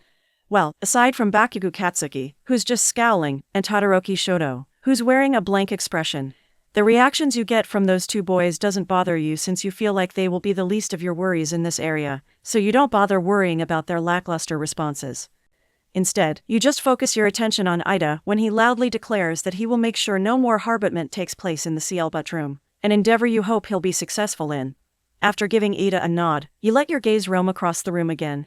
This leads to you noticing that all the scared students are male, rather than appear afraid thanks to your earlier warning like the rest of their CL mates. All the girls are looking at you with wide, hopeful eyes. The pink-haired girl, Ashido Mina, beams as she gives you a thumbs up. Meanwhile, Yaoyorozu's eyes look like they're actually sparkling with joy. Diamin, how bad has Mineta been since school started? At the front of the CL room, you see Aizawa pulling out his sleeping bag before promptly going to sleep. Looks like you're in charge of entertaining the CL for the rest of the PRD. As you turn to walk back toward the front of the room, your gaze falls on the student sitting across from Mineta. When you take in his avian features, you immediately realize this is Tokoyami Fumikage. When your eyes meet his, you're surprised when another vision hits you. It's short like the last one. This time you see Tokoyami battling against some villains at the SG, attacking them with a bird-shaped, shadow-like creature that he summons. If you remember correctly, his quirk is called Dark Shadow. Within seconds, the vision ends, and you find yourself being watched by two pairs of eyes. In addition to Tokoyami's concerned red eyes, there's also Dark Shadow hovering beside him, watching you curiously with his yellow eyes reminiscent of fog lights. A large grin forms on your face as you clap your hands together excitedly. Your quirk is so cool, Tokoyami, you're both so strong. And Dark Shadow is so cute, I love him. Tokoyami's eyes widen in surprise as his feathers ruffle upwards, apparently a sign of his embellishment since he can't blush. Before he can respond, Dark Shadow moves so that he's up in your face, causing Tokoyami to hiss in disapproval. Dark Shadow. The shadow creature ignores the other in favor of examining you.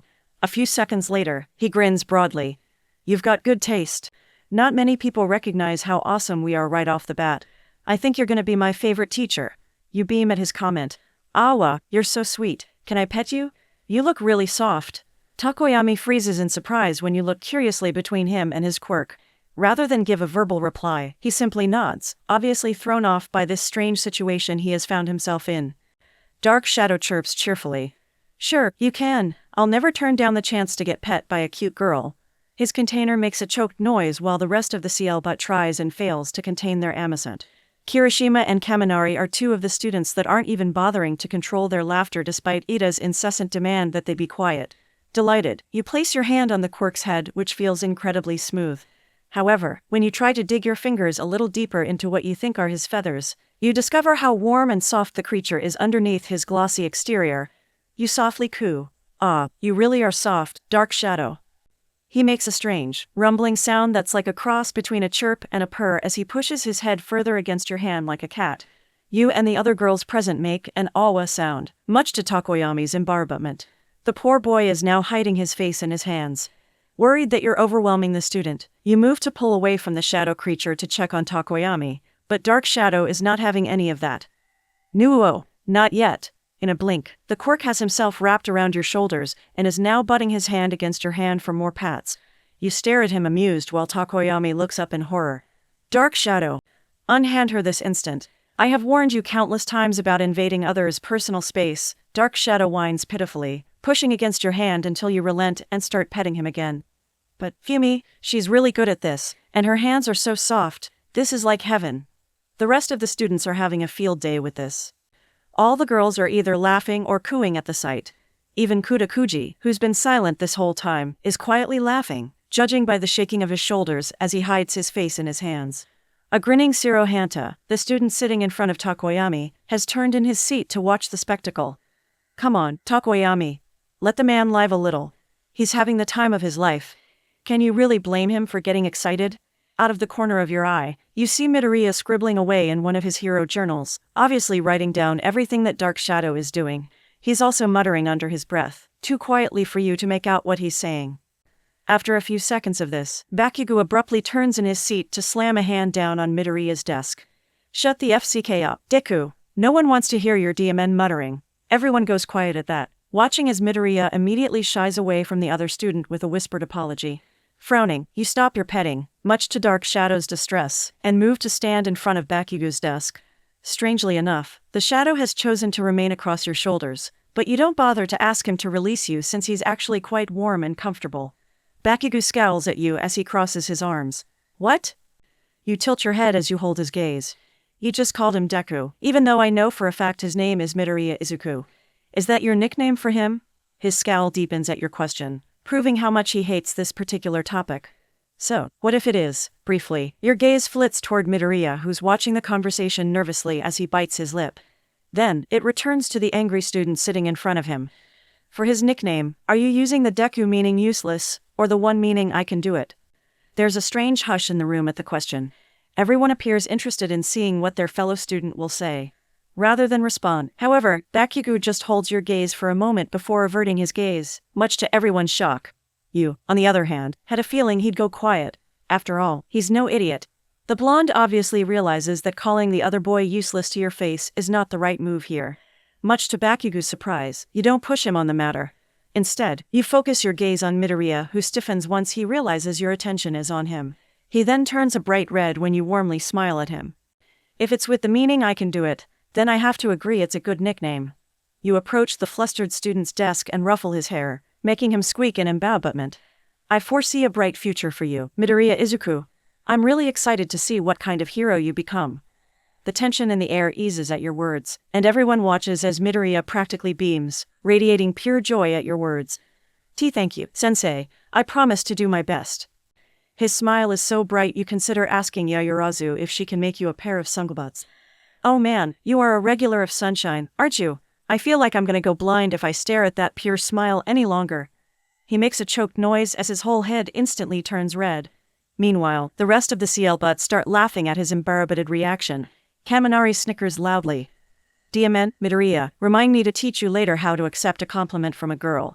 That was pretty bad, hilarious but bad. Jiru rolls her eyes. I feel like anything he learns from you will just hurt him in the long run rather than help him. Hey, what about my future? You saw mine and Fumikage's future earlier, right? That's why you got all GL buddied, Dark Shadow suddenly asks, instantly garnering your attention. Amused, you start scratching him under his chin, making him rumble in pleasure. I saw you two being bad, but I can't really go into much detail, though, 'cause my quirk prevents me from revealing some of my visions. Yayurazu raises a hand and starts to speak once you nod at her. Is it because it is dangerous for people to be made aware of what's to happen in the future? At that, everyone turns to look at you curiously. Realizing you have the CL-But's attention, you decide you might as well tell them more about your quirk. While I can't say for sure if that's the case, I do think that's why I can't tell people about the more important visions I get. The male student with big lips, Satorikido, raises his hand and asks, more important? How does that work? You ponder how to reply as you continue to pet Dark Shadow, who remains strewn across your shoulders despite Takoyami's continued efforts to get his quirk to release you. I guess the best way to describe it is I have visions of simple things, sometimes like someone tripping in the hallway, and I also have more worrisome visions like of villain attacks. Everyone straightens in their seats at the mention of villains. You grin when you see their interested expressions. I can warn someone if I know they're about to trip, and I can technically warn about a villain attack. I just can't give in-depth details about the villain attack, such as who's attacking or what their quirk is. Todoroki calmly tilts his head to the side. It doesn't sound like it's a very useful quirk if you can't even tell anyone about what's to happen. You wince at his blunt words while several of his CL buttmates give him sharp looks or quietly hiss his name. You're right. I'll be the first to say my quirk isn't all that helpful. Sure, I know when things are about to happen, but what's the point if I can't tell anyone? Still, even so, I'd like to be able to help others with it if I can. Yoraraka Achako, a girl with rosy cheeks sitting in the far left desk in the back, raises her hand. Aizawa-sensei said you weren't a pro hero, but do you want to become a hero someday, sensei? Blinking, you find yourself at a loss for words for several seconds, making the girl tilt her head curiously in response. Shaking your head, you give her a small smile. While I think heroes are amazing, I can't say I've ever considered becoming one, especially considering how unhelpful my quirk is. I can't even control it, so I get my visions at random. Definitely not something a hero would want happening during a big fight. You rub your neck sheepishly. Honestly, I don't think I have what it takes to be a hero. Not everyone can do it, but I do respect everyone who chooses that path. With a warm grin, you let your gaze roam across all the young faces around you. But, you guys, I think you all have the potential to become something amazing. That's why I'm here. I want to do whatever I can to help protect your futures, so everyone can see what all you'll accomplish when you become heroes. I can't wait to see what you guys do. At your words, every face brightens, and many of the students start cheering enthusiastically. While he may not be smiling like the others, Bakugu's scowl is definitely less heated compared to before, which you count as a win in your book. Maybe you'll be able to positively influence these students after all.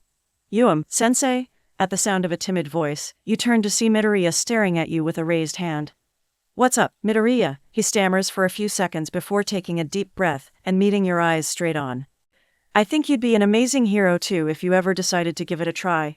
Of course, if you don't want to, that's also fine. I just mean, you have such an amazing quirk and, watching as he runs out of steam, you find yourself chuckling, making the poor boy blush stronger. Thank you, Midoriya. Hearing that means a lot to me. I think that's the first time I ever got complimented on my quirk. I appreciate it.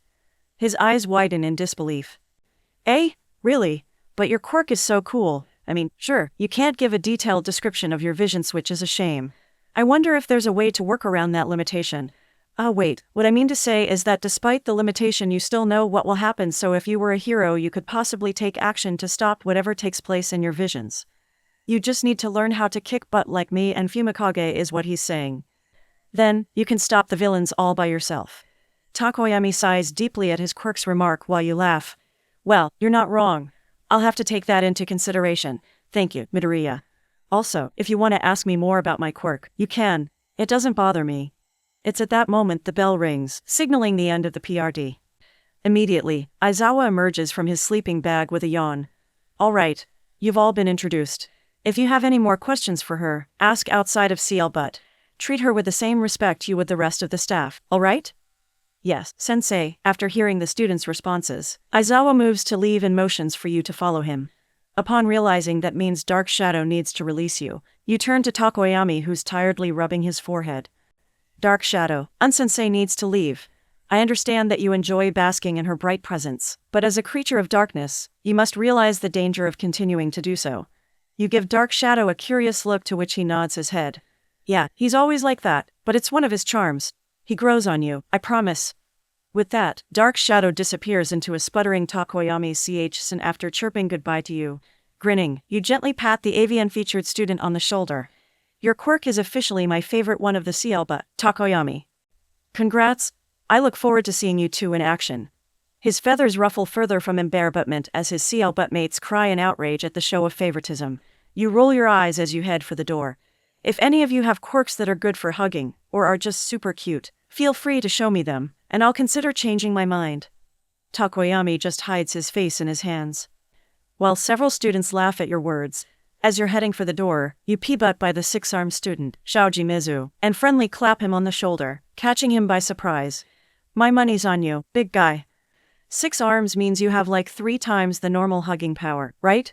You grin broadly when he quietly chuckles in response. Although you can't see his mouth because of his mask, there's a slight crinkling around his eyes which makes you believe he's smiling. I can't say I've ever used my quirk for that kind of compemelantion. From the desk across from him, you hear his invisible CL buttmate, Hagakure Toru, giggle. That sounds like a fun compemelantion, though. I think Shaoji-kun would do really well. What about you, Ajiro-kun? Have you ever used your tail to hug someone? The blonde sitting on the other side of Shaoji, Ajiro Mishiro, blushes as he scratches his head. Me? Not that I can recall. Maybe around my parents when I was younger, but I can't really remember for sure. Before you're out the door, the blonde-haired student sitting close by, Aoyama Yuuga, winks at you as he leans against his clasped hands. Until we meet again, mademoiselle. You give him an amused smile before waving at the CL butt. See you later, guys. Hope the rest of your CL butts go well. Sorry my introduction took up so much of your time. The green-haired girl sitting 2 seats behind Aoyama, Asui Tsuyu, tilts her head. There's no need to apologize, sensei. We all had fun, ribbit. Several students cheer in agreement as they send you bright smiles and wave enthusiastically.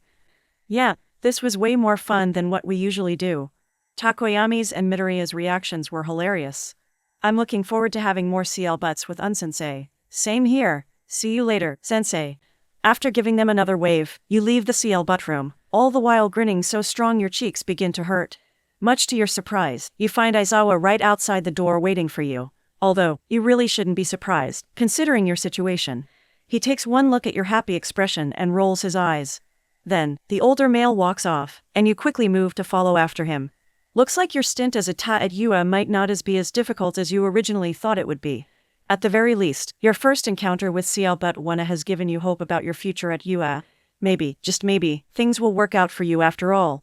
After the two of you leave the CL Butt room, Aizawa leads you to the teacher's lounge. Much to your surprise, when you both enter the room, you discover that the only other teacher there is All Might, who is currently in his true form. When Aizawa moves further inside to take a seat at his desk, All Might's eyes fall on you, and they widen in panic. He hadn't noticed you when you first walked inside because you were standing behind Aizawa's taller form. His alarm leads you to believe he has no idea who you are or what you know about him. He abruptly coughs into his hands, and you worry that your sudden appearance surprised him enough to cough up BLD. Before you can ask if he's all right, the symbol of peace gives you a shaky smile. Ah, hello there. I don't believe we have met. My name is Yagi Tashinori. Before he can give his usual excuse, you smile cheerfully as you move to take a seat across from him at the table. You're All Might, right? I've had many visions of you in the past. It's nice to finally meet you in person. I'm in Aizawa-san's new ta. BLD spurts from the blonde's mouth as he jolts in surprise.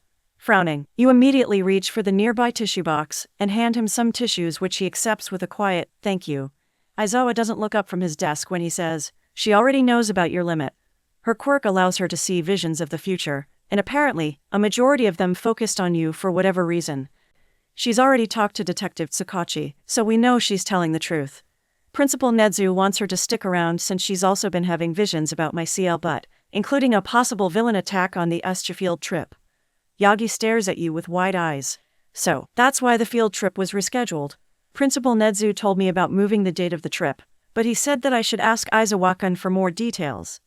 His gaze moves toward the other teacher. He also said that you wished to speak with me after you finished with your CL butt, and that I should come here to see you. An annoyed scowl forms on Aizawa's face. That explains why no one else is here. I have no idea why he told you that. There's nothing I need to speak with you about. This, of course, confuses the taller male, but before he can respond, you clear your throat to get his attention. I have a feeling Nedzu-san was probably more interested in you meeting with me than with Aizawa-san. He just brought up his name instead, maybe to surprise you. The underground hero sighs as he scratches his chin. That sounds about right. Well, I'll leave you two to that then. With that, he goes back to his work while Yagi watches you with a mixture of nervousness and curiosity. Maybe he's unsure about a stranger knowing all his secrets. You can't say that you blame him. You clench your hands, which are resting in your lap, into fists. I know about your time limit and your quirk, but I promise I have never told a soul about it. Aside from myself, the only people who know about your secrets are the ones you've personally told. I understand if you may find it strong to believe, but I swear I'm telling the truth. For several seconds, the older man holds your gaze with those penetrating blue eyes of his. Then, a warm smile forms on his lips. I believe you. I may not have a quirk like Tsukuchi-kun's, but I consider myself a good judge of character. I can tell you're an honest person.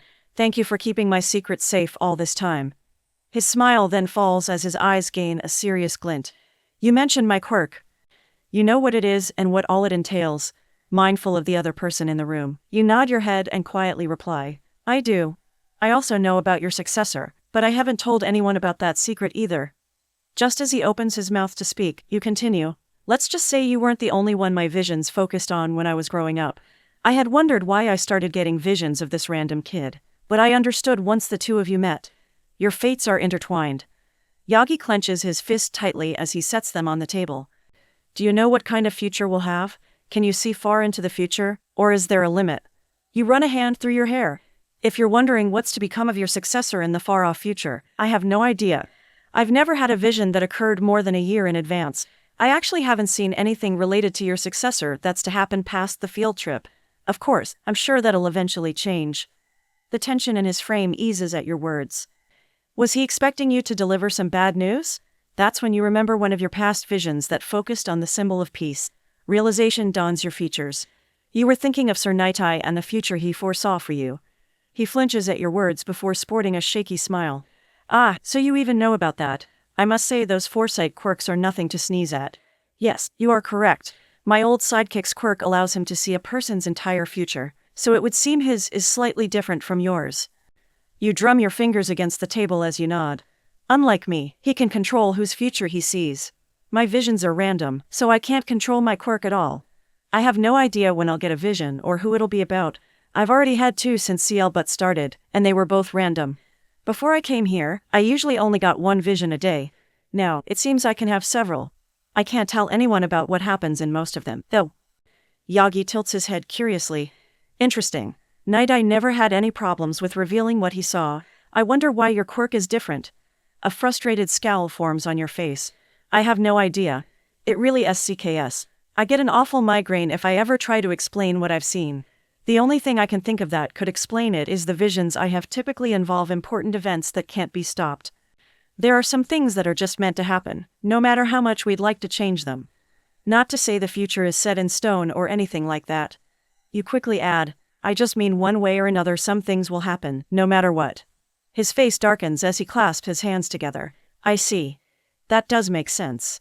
Realizing where his train of thought is going, you decide to change the subject to something you've been wanting to speak with him about. I actually wanted to ask you a question if that's all right with you. He blinks in surprise before giving you a friendly grin. Of course, it's no problem at all. What can I do for you? You lace your fingers together as you lean forward against the table. Considering Nedzusen hasn't spoken with you about me, I'm butterming you don't know the rest of my situation. I was found unconscious yesterday on campus without any recollection of how I got here. I can't remember where I came from or even my own age. My memory is filled with holes. Warmth envelops your Scint when you notice the obvious concern now on his face. The number one hero truly is a kind man. Before he can respond, you continue. So, because of this, it's understandable that I come across as suspicious. The principal allowed me to stay here since my visions concern CL but 1A, and I can warn of dangerous events that may befall them. However, that's not enough to prove I'm trustworthy, so I've been buttined to Aizawa-san so he can keep an eye on me. A frown forms on the blonde's face, but you hold up a hand before he can speak. It's fine. Just as they have no reason to distrust me, they also have to reason to trust me. That's why I plan on working strong to earn everyone's trust. That's the reason why I wanted to speak with you. There's a secret I'd like to tell Aizawa-san since he knows I'm hiding something, but I won't do it without your express approval. His eyes grow large with realization. You mean, you nod your head. He knows that I have had visions about that person, but he doesn't know why. I kept quiet because it's not my place to tell. However, I'm not fond of keeping this a secret from him when I do believe he, of all people, should know. Yagi's expression becomes conflicted. Well, I can understand your reasoning, and I don't want this to cause more mistrust to breed between the two of you. However, sighing, you rest a hand against your cheek as you prop your elbow on the table. It's a big secret that not just anyone can know. I understand. However, I want you to understand that I have another reason for why I want to share this secret with him. He tilts his head. Another reason?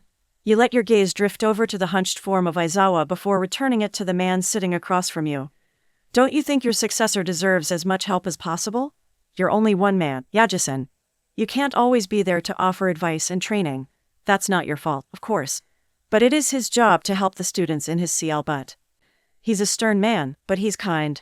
I saw his dedication to his students firsthand in my visions. An amused grin forms on your face. I know you two are pretty much night and day when it comes to your teaching styles, but you gotta remember he's been doing this for a while. He knows what he's doing. Plus, I have a feeling you'll be needing as many eyes as you can get watching over that kid of yours. I predict they're gonna be a real trouble magnet. Yagi chuckles nervously. I'm afraid your prediction is fairly accurate. I cannot deny I'm worried about my student. Maybe you're onto something here. Several minutes Peabud in silence before he finally sighs. No matter how much I try, I can't come up with a reasonable argument to your words. I know he won't reveal my secret, but it's still worrying all the same. I haven't shared it with many people. About time. You both jump in surprise at the sound of Aizawa's voice. The two of you turn to watch the tired man approach the table and take a seat beside you. Did you really think I couldn't hear anything just because you two were whispering? Pouting, you wag a finger at the underground hero. It's impolite to eavesdrop, Aizawa-san. Yagi stares at you wide-eyed, apparently surprised that you had the nerve to scold the other teacher. Meanwhile, Aizawa simply rolls his eyes. I wasn't. It's not my fault you're both bad at keeping quiet when you talk. Now, tell me what this big secret is that apparently concerns one of my students. My money's on Midoriya, considering how much you already hang around him, even though it's only the first week of school. The blonde freezes before abruptly coughing into his hand. You quickly push the tissue box in his direction, which he gratefully accepts. After the coughing fit subsides, Yagi rubs his head sheepishly. So, I was that obvious? For several seconds, Aizawa just stares at him before responding in a deadpan voice. If that was your definition of being subtle, then I never want to go on an undercover mission with you. Ever. You snort loudly, unable to stop yourself. Meanwhile, the symbol of peace pouts slightly at the comment before eventually sighing. Well, I guess that's understandable. I am new to this kind of thing after all. Maybe it is better that I explain the situation to you after all. With that, Yagi goes into an in-depth description of One for All, explaining how it's a stockpile quirk that can be P-butted down from one user to the next. He then reveals how he met Midoriya and deemed the boy worthy of inheriting his quirk. Once he finishes, the older man goes quiet, waiting to see how his fellow teacher, who remained silent throughout the explanation, will respond. A few minutes later, Aizawa finally breaks his silence. When exactly did you officially give Midoriya your quirk? Yagi starts to nervously sweat at the question, moving his gaze to look anywhere but at the other teacher. Realizing he's trying to find a way out of having to answer, you decide to do it for him. The morning of the entrance exam. A sharp pang of guilt stabs you right in the heart when the symbol of peace gives you a betrayed look. It feels like you just kicked a puppy, but a million times worse. Apparently, the number one hero has another great power at his disposal besides his amazing quirk. How could just one look be so powerful? What? A chill runs down your spine at the threatening tone you hear. You and Yagi both slowly turn to face Aizawa, who's wearing a frightening scowl. You gave him the quirk hours before the exam. That's why he nearly destroyed his whole body taking out that zero-pointer. The blonde raises his hands in a placating manner. In my defense, I couldn't give him the quirk until his body was strong enough to handle it. That's why I was training him those 10 months. He finished his training the morning of the exam. Of all the reckless, rather than finish what was sure to be quite the frightening scolding, Aizawa abruptly cuts himself off and starts grumbling several choice words under his breath. After a few minutes of this, he tiredly rubs his eyes. If this is such an amazing quirk, why does he keep hurting himself every time he uses it? Sheepish, Yagi starts rubbing the back of his head nervously. I was apparently a natural with the quirk, so it gave me no problems, but that's not the case with young Midoriya. It would seem his body is still adjusting. I'm sure he will adapt with time and more training. With a sharp glare, the underground hero stabs a finger in the blonde's direction. I know you're new to teaching, but you better work on this. I can't have my student breaking his bones every time he uses his quirk. If you don't know what to do, then find someone else who does. The symbol of peace nervously nods before releasing a weary sigh. I'll work on it, I promise. You clap your hands together happily. That's all we can ask. I'm glad that's all settled. It'll be good for Midoriya to have another adult looking after him who knows the whole situation. The corners of Yagi's mouth curve upwards. I'm glad that young Midoriya has someone like you looking after him, and Kun. I feel like he'll be in good hands. Grinning, you pump up your fist excitedly. Of course, I'm gonna make sure he gets nothing but the support and appreciation he deserves. He's gonna be a great hero. His smile grows at that while Aizawa just rolls his eyes. Just don't spoil him. That's the last thing he needs. A pout forms on your lips. It's not spoiling if it's the truth. If he does something good, I'm gonna compliment him just like I'll do for all the other kids. Positive reinforcement is important, Aizawa-san. Yagi starts chuckling when the other man scowls at your words. I feel like you two are going to be a perfect example of the good cop, bad cop scenario. You laugh as you start teasingly poking the underground hero's arm. You're definitely the bad cop. Aizawa swats your hand away before rising to his feet and heading back to his desk. I'm going back to my work. It's at that moment the door to the teacher's lounge abruptly slams open. You and Yagi jump in your seats while Aizawa curses under his breath.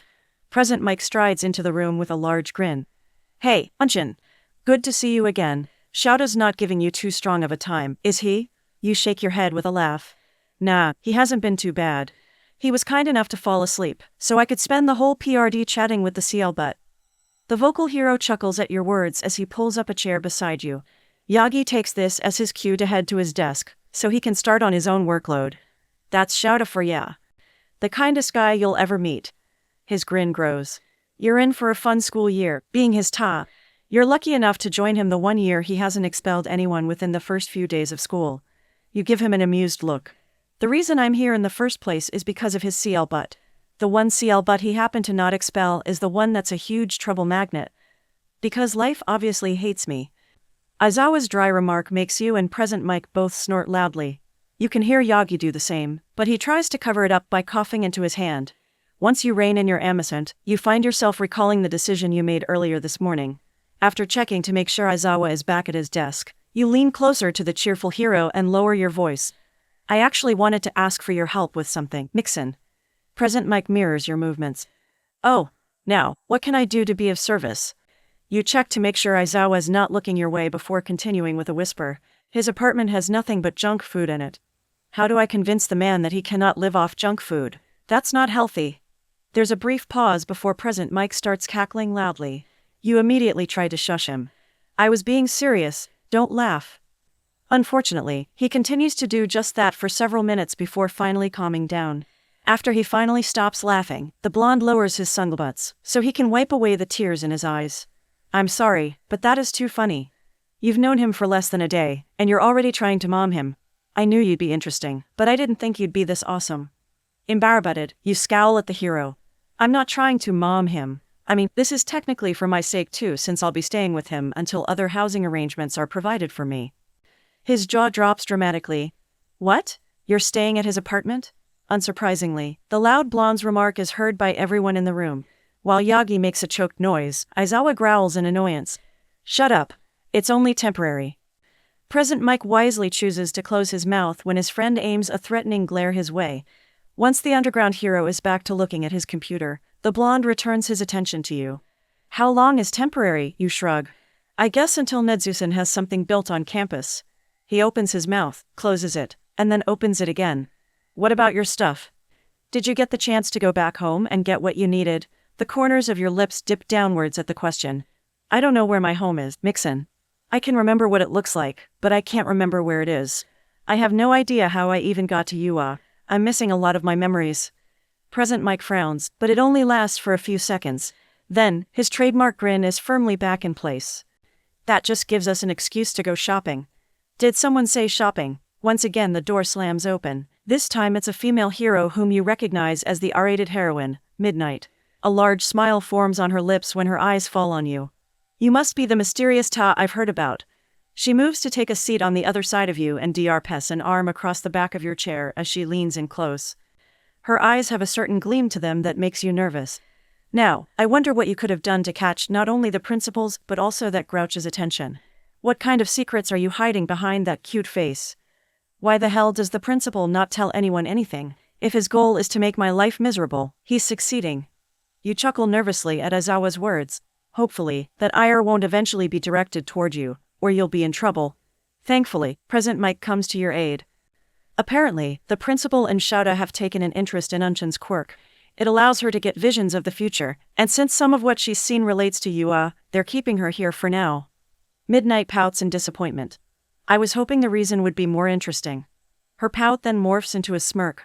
Oh well, I'm sure we can still have fun with this situation. Can't say I've ever imagined Aizawa with the Ta. Always figured he'd chase them off within the first week. Hopefully, that won't be the case for you. You nod your head firmly. I won't run away.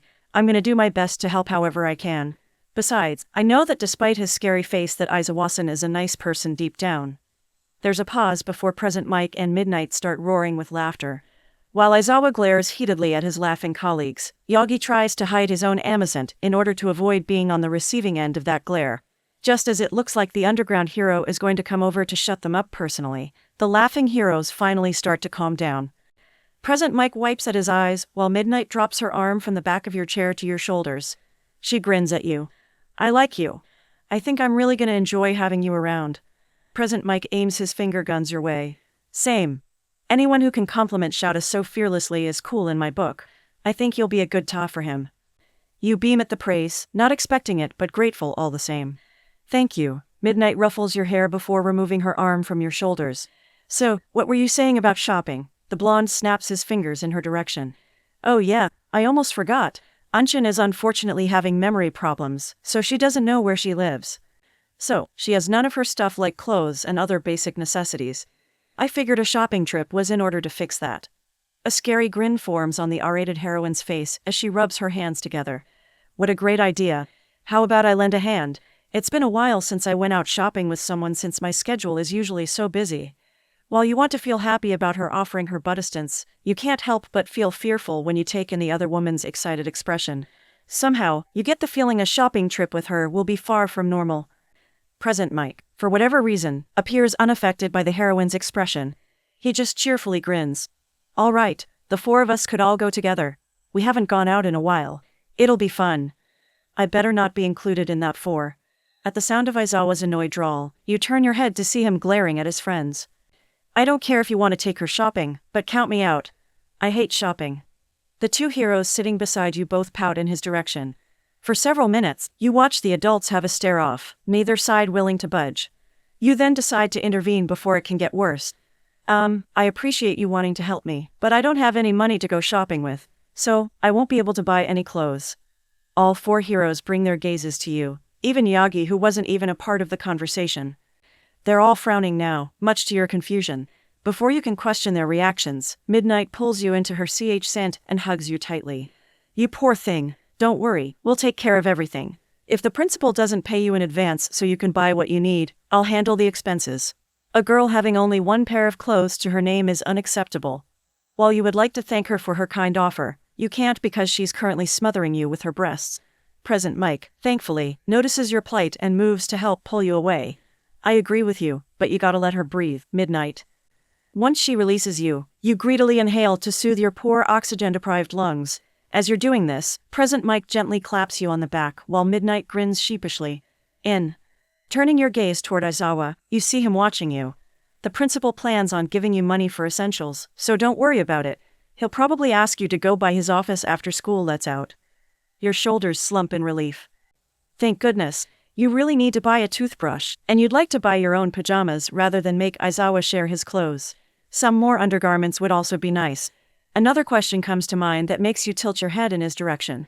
And for groceries, he scowls, obviously understanding your hidden intentions. While Present Mike snickers, Midnight watches the conversation with interest. After a few seconds, Aizawa sighs and waves a dismissive hand in your direction. I'll give you money for groceries. Happy? You beam at him. Very. Thank you, Midnight raises an eyebrow. Wait. Why is Aizawa the one giving her grocery money? The vocal hero grins at her, 'cause he's in charge of looking out for her while she's here. She's staying at his apartment. Silence ensues for several seconds before Midnight starts cackling. This is the best thing to happen all week. I am loving this situation more and more.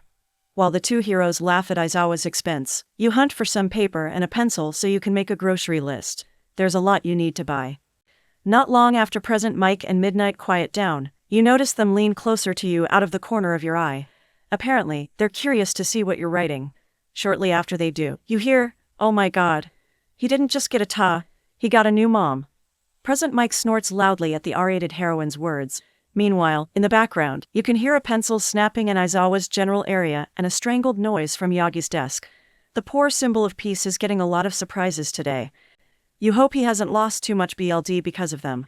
The laughter is abruptly cut off by Aizawa's capture weapon, which wraps around Present Mike's mouth. When you turn around, you see piercing red eyes glaring at the blonde as the underground hero's hair floats upwards. Not another sound. After the blonde quickly nods his head, Aizawa releases his friend and then fixes his dark gaze on you. Realizing what he wants, you pout. You need to eat healthier, Aizawa-san. I'm not apologizing for trying to improve your eating habits. You're supposed to be an example for your students. Do you really want them to take after you and eat nothing but junk food? There's a hush in the room as the other three adults in the room wait for Aizawa's response with bated breath. He glares at you for a while, but you don't budge, so he eventually relents with an eye roll. This is not what I signed up for. With that, the underground hero heads back to his desk without another word. A few seconds later, an arm passes across your shoulders, and you turn to see present Mike's large grin. Man, do I like you? This is the beginning of a appealing friendship. I can tell. Midnight leans in close with a matching grin. We are gonna have so much fun together. I cannot wait. While her words make you feel a little nervous, you can't help but feel excited about them as well. You grin. I feel the same way. It's the end of the day, and you're back with CL but 1 watching Aizawa teach. Unfortunately, there's not really anything you can do at the moment. Although, the older man has buttered you that he'll be getting plenty of paperwork soon to distract you. How thoughtful of him. You're just as relieved as the students when the bell finally rings, signaling the end of the day. It was super awkward just sitting at Aizawa's desk with nothing to do. It doesn't take long for the students to move out of their desks and get all their stuff together. As they all start to leave, you're pleasantly surprised when several of the students wave goodbye to you on their way out. All of the girls are especially energetic, giving you bright smiles. Minto walks past you at a brisk pace, not once sparing a look in your direction. Judging by his slight trembling, he must be remembering the look on your face when you were watching the hallways at lunch. As soon as he noticed you were there, Minto dashed toward the cafeteria and stayed clear of all the girls on his way. I'd like to think this will be enough to stop him, but I'll probably have to keep an eye on him for the next few weeks. Eventually, he'll get the message and stop for good. You pull yourself away from your thoughts when Midoriya butts by. Upon remembering an idea involving him that you came up with earlier today, you call out to him. Hey, Midoriya, could you come here for a minute? I was hoping you could do me a favor. He jolts in surprise at being addressed, but doesn't hesitate to approach the desk. While Uraraka and Ida hover by the doorway, Midoriya waves them off, so they promise to wait for him outside by the gate. Aizawa heads out the door as well, much to your surprise. Maybe he plans on waiting in the hallway, so you can have some privacy. Midoriya nervously adjusts the straps of his book bag. How can I help you? You give him a smile. You like to analyze quirks, right? You write about them in your journal. His eyes widen in surprise. Yes, but how did you know that? Your smile turns sheepish as you rub the back of your head. For several years now, I've had visions of your future. You were probably 3 or 4 when I started seeing visions of you. As expected of a boy with his intellect, Midoriya catches on quickly. He looks around the CL Butch room, as if to make sure the two of you really are alone, before quietly asking, then, you know about? When his voice cuts off, you nod as your smile morphs into a frown. I know that you were born quirkless. I know about the bullying you went through because of it. I know what your relationship with Bakugo is like, and how you got your quirk from All Might. I talked with him earlier, so he knows that I know about his secrets. Noticing his anxious expression, you quickly rise from your seat and move to stand in front of the boy. You gently place your hands on his shoulders and give them a squeeze. I won't tell anyone, Midoriya. It's not my secret to tell. If you don't want me to tell anyone about the bullying either, I won't. I would like for something to be done about Bakugo, but... Midoriya immediately starts shaking his head, giving you a pleading look. Please don't. I know what Kaken did was bad, but I don't want him to be punished for what happened in the past. He wants to be a hero. I don't want to be the one who prevents him from accomplishing that. Sighing, you ruffle the student's hair. You're a good kid, Midoriya. Not many people can forgive and move on like you've done. However, I want you to realize that it wouldn't be your fault. It would be Bakugo's because he's the one who did all those cruel things. He should have known better. A hero would never hurt others like he did. He opens his mouth, most likely to defend his former childhood friend, but you stop him by gently seeking his forehead, causing him to jolt in surprise. No excuses, Midoriya. It's not your job to make them for him. Bakugo needs to learn to take responsibility for his actions. At your pointed look, Midoriya slowly nods to show his understanding.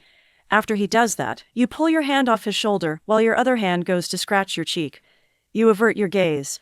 Just like I want Bakugo to take responsibility, I want to do the same. I owe you an apology, Midoriya. His jaw drops. Eh? Why would you owe me an apology? You've done nothing wrong. A sigh escapes your lips as your eyes meet his. I knew that you were suffering all those years, but I never did anything for you. I wanted to, I really did, but I had no idea where you were. Maybe if I had looked stronger, I could have offered you the support you needed. Midoriya frantically waves his hands. You don't need to apologize. Like you said, you had no idea where I lived. I don't want you to blame yourself for something you couldn't control, of course, he'd say that. You knew as soon as you decided to apologize that the boy would react this way. Realizing that you won't get anywhere by apologizing, you decide to go another route. I'm about to say something really important. It's something I've wanted to tell you for years now. Listen closely, okay? He quickly nods his head as he gives you his undivided attention. Of course, a fond smile forms on your lips. You are not useless. You are going to be a great hero, the best the world has ever seen. His breath catches, and you notice his eyes gaining a shiny gleam. Your expression softens at the sight. Even before you got your quirk, I wanted to tell you that. I had been worried at first about you wanting to become a hero when you had no quirk. But over the years, you won me over with your determination and your strong spirit. I thought to myself, if anyone were to be the first quirkless hero, it would be this kid. Honestly, you were a big inspiration to me. When I saw how strong you worked, never giving up despite how much the world brought you down, it made me want to work strong too. It's strong to explain, but you gave me hope. So, thank you.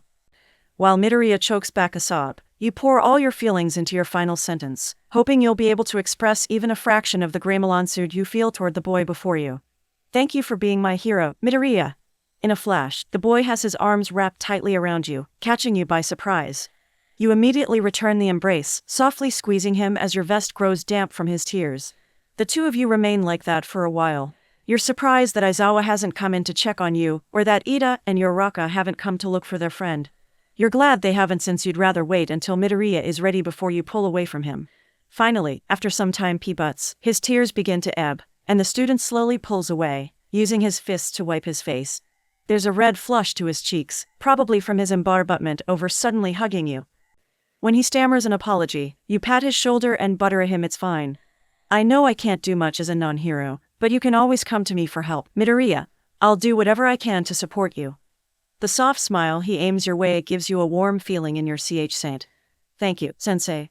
I really appreciate it. After he takes a few minutes to clean himself up, Midoriya gives you a curious look. Earlier, when you mentioned a favor, you asked about my hobby of analyzing quirks.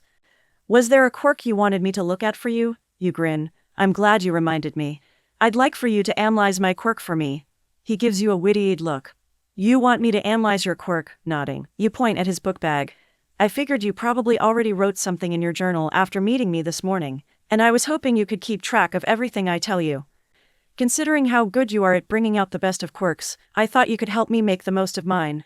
I figured it'd be a good idea to keep note of it too, just in case I get any more new developments. His eyes gain a calculative look. New developments, your grin grows at his expression. Yeah, for the longest time, I only ever had 1 or 2 visions a day. Some days I wouldn't have any at all. Yet, yesterday, I had 3 after arriving at UA, and I had 2 this morning. I have no idea why. Midoriya gains a thoughtful look as he grabs his chin. I wonder if a change in environment is an affecting factor. It's possible you were just missing the necessary stimuli before, and the conditions have somehow been met here, maybe. He starts muttering quietly under his breath at a speed you can't keep up with. You laugh at the sight before moving to ruffle his hair again, causing him to squeak in surprise. Well, I'll let you think on it, okay? You better get going. Yoraka and Ida are waiting for you. Realizing you're right, Midoriya nods his head and quickly heads for the door. Before he leaves the room, he suddenly stops and turns to face you, catching you by surprise. Your eyes widen when he bows his head. Thank you for what you said. It really meant a lot to me. Growing up, those were the words I wanted to hear more than anything. It makes me really happy to know that all this time there was someone out there rooting for me like that. When he raises his head, you see a bright smile on Midoriya's face. I promise I won't let you down. I'll become the #1 hero for sure. With that, he dashes out the door as quickly as he can. You find yourself chuckling at the sight as you slowly approach the door. There's an incredibly warm feeling in your saint now. You feel like you're about to burst. You're so happy. Is this what it means to be a teacher? I know I just started, and I have a long way to go before I can even have the right to call myself one. But a soft smile forms on your face. If this is a normal feeling that comes with teaching, I'll do my best so that I can experience it every day. I can't think of anything that I'd rather do more than invoke that sort of joy in my students. I really hope I can. When you leave the room, you're surprised to see Aizawa waiting for you. You know you shouldn't be, but you half expected him to leave for the teacher's lounge. Considering how much time you spent talking to Midoriya, you start to fidget nervously when several minutes pass without him saying anything. All he does is stare at you. Did you do something wrong? Were you pulling an all-might and showing too much favoritism? That really wasn't your intention, but you can't deny the strong urge to spoil the green-haired boy with the love and attention that he was denied for years by every other adult in his life besides his mother. Finally, after what feels like forever, Aizawa nods. Not bad. And that's all he says. After saying those 2 words, the underground hero turns around and walks off. Dumbstruck, you just stare for several seconds before you recover enough to follow after him. You have no idea what he's talking about. Is he referring to what you did with Midoriya earlier? Did he hear all that? He's not asking about the freckled boy's relationship with Bakugo, so maybe he just caught the end of it. The one thing you do know is the older man's gaze seems a little softer now for some reason. But surely, you're just imagining it, right? After leaving the 1ACL butt room, you and Aizawa head for the principal's office to pick up the money you'll need to buy clothes and other supplies. That shopping will be done with Present Mike and Midnight, who promised earlier that they'd wait for the 2 of you at the school's entrance, so you could all go shopping together, much to Aizawa's ire. Unfortunately for him, you don't think those 2 are going to let him get out of going. Aside from worrying about shopping, there's something else weighing on your mind. Today was the day that the Usta field trip was supposed to be attacked by the League of Villains. Obviously, that didn't happen because the field trip got rescheduled, but what happened to the villains? Did they storm the facility expecting to see All Might and a CL butt of teenagers only to find heroes and police officers waiting for them instead? Or did something else happen? After you and Aizawa enter his office, Nedzu gestures for you both to take a seat in the chairs located in front of his desk. While you're approaching the chairs, you notice that Aizawa has a serious gleam in his eyes, much like the hybrids, and you can't help but feel nervous. As soon as you sit down, the principal says, "Taking your warning into consideration, we postponed the field trip, and instead, sent police officers to wait at the scene to intercept the villains should they attack. However, despite giving the facility a thorough search, no villains were ever spotted." Your CH clenches at his words. You hang your head to hide your face. "So, you think I was wrong about the attack?" Despite how much it hurts you to think about it, you can't blame them if they decide not to trust your visions from here on out. That would be perfectly reasonable. You can't come up with an explanation for why the villains didn't attack. By all accounts, they should have shown up. The information they found said the field trip was today. They should have been there, but they weren't. And now you look like a complete idiot for making such a big deal about an attack that didn't even happen. The worst part of it all is that you know you were right about the attack. Your visions have never once been wrong. Even though you have no way to explain it, deep down in your bones you know that the villains will attack. Like you told All Might earlier, there are some things that just can't be avoided. You clench your hands into tight fists. So, what? The villains postponed their attack? Is that what's happening? But how did they know the field trip was postponed? It doesn't make sense. The sound of Aizawa's voice drags you out of your thoughts. With a jolt, you turn in surprise to see him watching you closely. Once he has your attention, the older man sighs. "Calm down. You think too much. We know you weren't lying when you told us about your vision, so obviously, something's wrong here." You blink, surprised that his thinking is along the same line as yours. When you hear Nedzu subtly clear his throat, you direct your gaze to the principal, who remarks, "Yes, rather than think your vision was inaccurate, I've come to a much more worrisome conclusion." The serious tone in his voice makes your stomach churn uneasily. "More worrisome?" Nedzu presses his paws together as he nods. "There's a chance the villains found out about us postponing the field trip. I'm not quite sure yet how they got a hold of this information, since there haven't been any break-ins since the fiasco with the reporters, but that would explain why no one showed up today." Your eyes widen in horror. "So, then it's possible they have a way to gather inside information undetected." Aizawa crosses his arms with a scowl. "It shouldn't be possible, but considering how easily they sneaked in the other day, I'm starting to wonder." Frowning, you look at the 2 with worried eyes. "Then, what are you going to do about the field trip? What if the villains find out about the new trip date if you just reschedule and attack then?" Both of their faces grow dark at your question. The underground hero growls quietly. "If that's the case, then I'm canceling it. I'm not knowingly putting my students in danger if there's a chance the attack will still happen." Nedzu sighs as he looks off to the side. "The only problem with that is there's a possibility the villains may just decide to look for another opportunity to attack. There's also the fact that the students do need to go through rescue training at some point. We can't put off the USG visit forever." Aizawa's scowl deepens at that, but he doesn't argue, obviously seeing the reason behind the hybrid's words. "If we're to eventually do it, I want the security around the facility to be increased. No one knows about the field trip until the day of it. I'm not taking any chances." The principal nods with a smile. "Of course, I feel the same as you. Our students' safety is our highest priority. We'll take all the necessary precautions to make sure everything proceeds smoothly." He then directs his attention to you. And please let us know if you have any other visions about the attack, or if there's anything else we need to know now while we're making preparations. Your brows furrow in concentration as you try to mentally go over everything you've told them already. What else could you say that would be important to them? As you go over what you know, you remember the three main villains that seemed to be leading the attack. There was a man named Shigaraki who was covered in hands. His quirk allowed him to decay whatever he touched. He commanded a strange creature called Namu, and it had the strength to rival someone as strong as All Might. It's when your thoughts drift to the last leader that your eyes grow large. The man made of mist. You need to tell them about his quirk. You're about to blurt it out, but at the last second, remember your quirk's drawback. So, you decide to go with a two-worded warning instead. Warp quirk. Aizawa narrows his eyes while the principals gain a calculative look. I see. Well, that explains how they got inside so easily. One of the villains has a teleportation quirk. For some reason, the words teleportation quirk make you involuntarily flinch.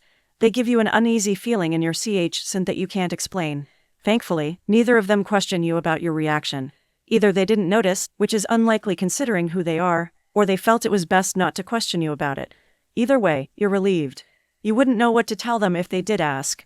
Rather than focus on that, you decide to try to warn them about the other villain leaders as well. Decay quirk. You then make a grabbing motion with your hand, hoping they'll catch on. Unsurprisingly, Nedzu does so very quickly. A villain who can decay whatever he touches. Quite a troublesome quirk. Are you perhaps telling us about the main leaders of the attack? Since there were so many participating, it's understandable that you wouldn't know everyone's quirks, but maybe a few stood out. Nodding, you try to find a way to describe Namu without giving yourself a serious migraine. Strange creature. Really strong. All Might. With each new word, the P&D in your skull increases. Still, you need to provide as much information as you can. Created. Multiple quirks. Shock absorption. Wincing, you decide that's about all you can handle at the moment. You really don't want to put yourself through the same thing as yesterday. You close your eyes and take steady breaths in an attempt to will the headache away. When you feel a hand on your shoulder, you open your eyes and see Aizawa frowning at you. Just when you wonder if you did something to upset him, he asks, "Do I need to use my quirk? Will it help?" Shocked, you just blink at the man. After a few seconds, you respond, "No, it's fine. I'm not actively trying to reveal my visions right now, so the headache should go away on its own eventually. I don't think the residual headaches can be erased since my quirk's technically not involved now." The corners of your lips curve upwards into a small smile. "But thank you. I appreciate the offer." He studies you for a little while before nodding and pulling his hand away. "Don't overdo it." Your smile turns sheepish. "Right. I'll be careful." When you hear chuckling, you turn to see Nedzu watching you both with a grin. "I'm glad to see the two of you are getting along so well. It seems putting you together was the right idea after all." Aizawa scowls but refrains from commenting, probably realizing there's no point in arguing with the principal. You laugh nervously, wondering how you should respond to such a comment. It's true the underground hero is treating you more kindly as compared to when you first met him. However, you don't know if you'd go so far to say the two of you are getting along well. You'd like that, though. It'd be nice if you could become friends with the older man like you did with Present Mike and Midnight. Growing up, you had always wanted a friend, but something prevented you from having any. Of course, thanks to your amnesia, you can't remember what that something was. Shaking your head to clear your mind of those depressing thoughts, you direct your attention toward the hybrid. "I know the hints for the last villain were kinda incoherent, but were they helpful?" His grin grows at your question. "Very much so. From what I can discern from your hints, it would seem the villains have somehow created a creature to kill All Might. To accomplish such a great feat, it must obviously be very strong. Although All Might is the target here, we can't afford to leave him out of this field trip if there's a chance that creature is brought along with the other villains." Aizawa gains a scary look in his eyes. He's not allowed to do any hero work that day, or even the day before. Whatever date we decide for the field trip, we better tell him in advance, or things might turn out like her vision. Nedzu nods his head. "I agree. Hero work is obviously important, but now that he's a member of our staff, he needs to prioritize his teaching responsibilities. I'll be sure to have a talk with him later." Shortly after that, the little meeting concludes, and you bade the principal goodbye, leaving the office with some cash in your pocket. You were surprised by the amount you were given, but when you tried to question the hybrid, he simply smiled and waved you off. A smile rises to your lips. "There are so many kind people at UA. I don't think I've ever come across so many people like them before coming here." Your expression grows determined. "I can't let their kindness go to waste." I need to work extra strong at my new job, so they won't regret allowing me to work here. I'm gonna go beyond plus ultra, because that's what UA is all about.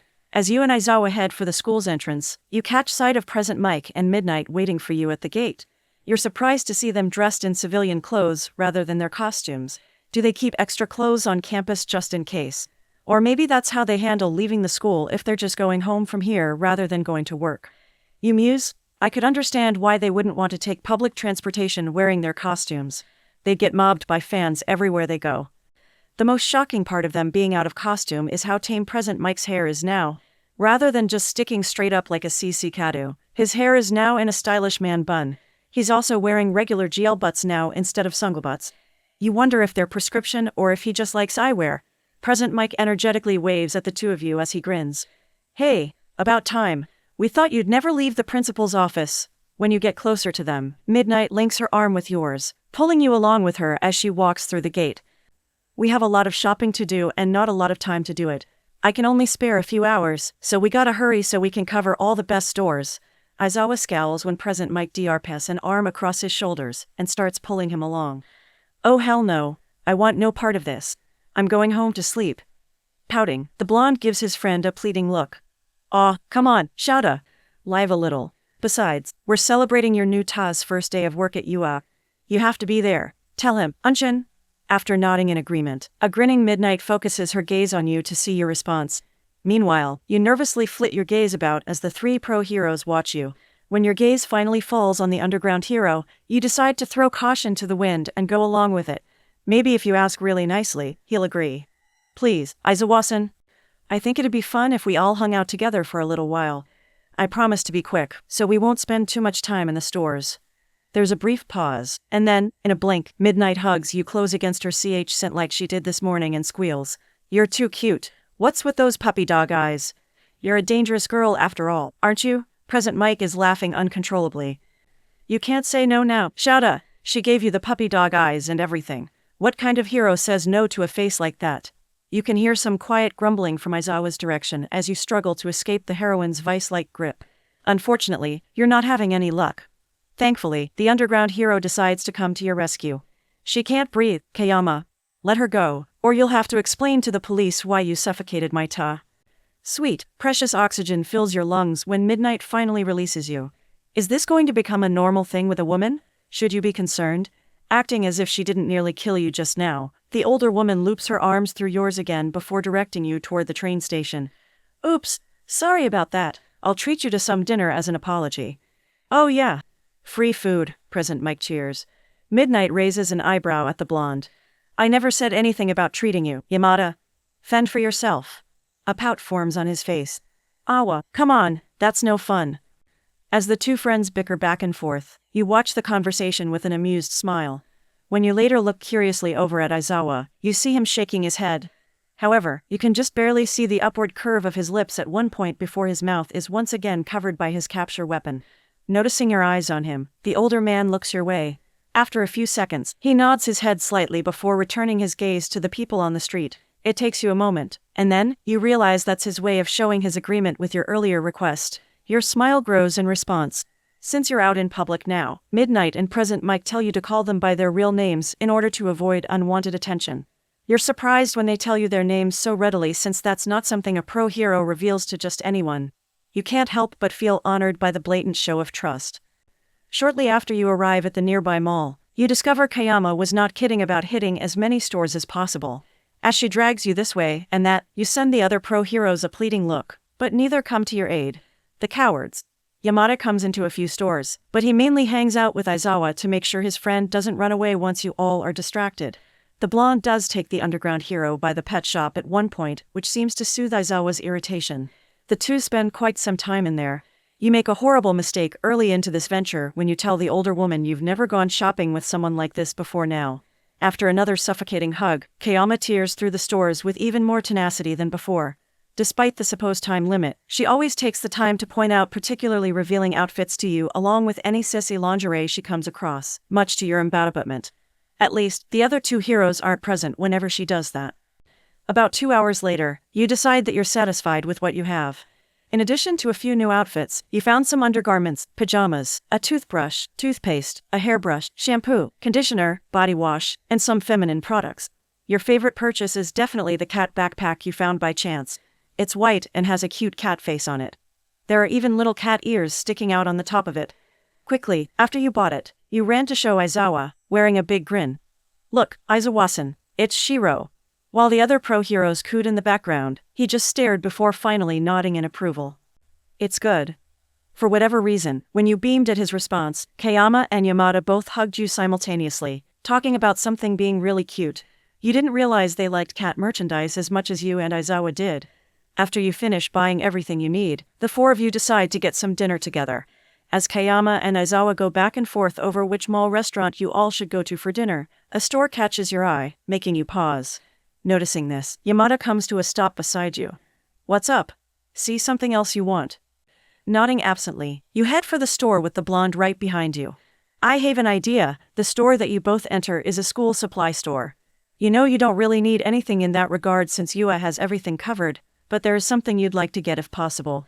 As you're looking, you come across a section filled with just candy, which makes total sense to you. No kid can turn away from candy, so you bet any that come in here for supplies probably also leave with some sweet treats as well. You rub your chin thoughtfully before an idea comes to mind that makes you grin. As you start gathering several different candies, Yamada whistles. Didn't know you were that big a fan of sweets, Unchin. Shaking your head, you grab a pack of Twizzlers. They're not for me.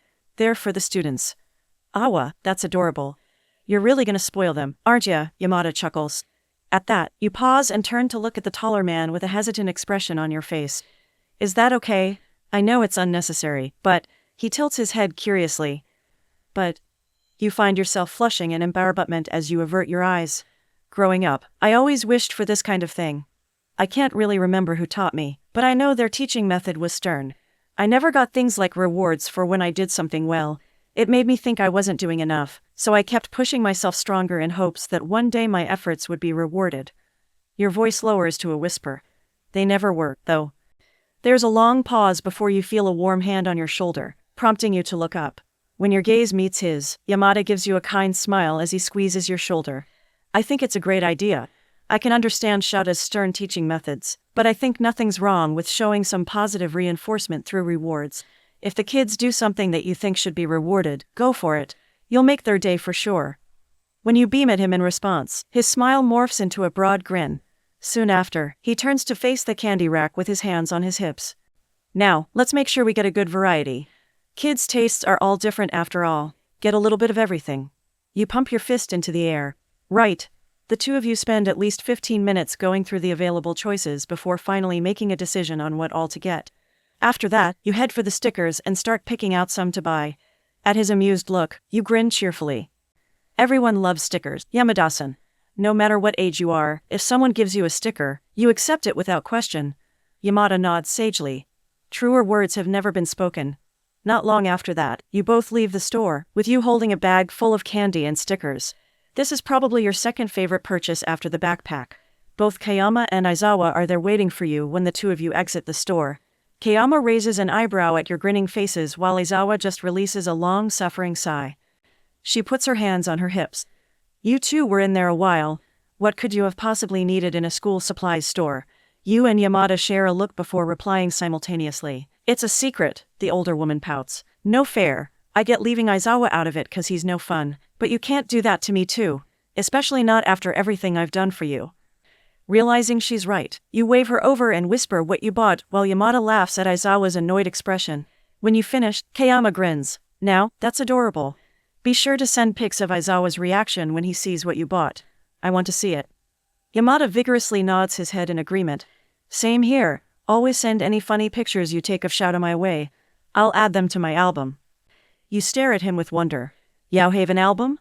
Of course, I do. You wanna, Jay. He's abruptly cut off by a punch to his gut courtesy of a very irritated Aizawa. You talk too much. With a laugh, Kayama directs you toward a nearby restaurant. Someone's getting shy. The underground hero aims a glare her way, and you can't help but feel amazed by how well she takes it. They really are good friends. The glares he's given you in the past are nothing compared to one on his face right now. Poor Yamada needs a few minutes to recover before he can finally move to catch up. He makes sure not to walk too close to his friend since the other is still scowling. Thankfully, dinner butts peacefully. Every now and then, Yamada needs to be shushed for speaking too loudly, but your group doesn't get rowdy enough to get kicked out, so you count that as a win. After everyone finishes eating, the four of you leave the mall and head back to the train station where you and Aizawa part ways with the other two. Yamada, who had been carrying some of your bags, hands them over to Aizawa, who's carrying the others. Kayama declared that the men had to make themselves useful in this way since they didn't help with any of the actual shopping. That's why the only bag you're carrying is the one from the school supplies store.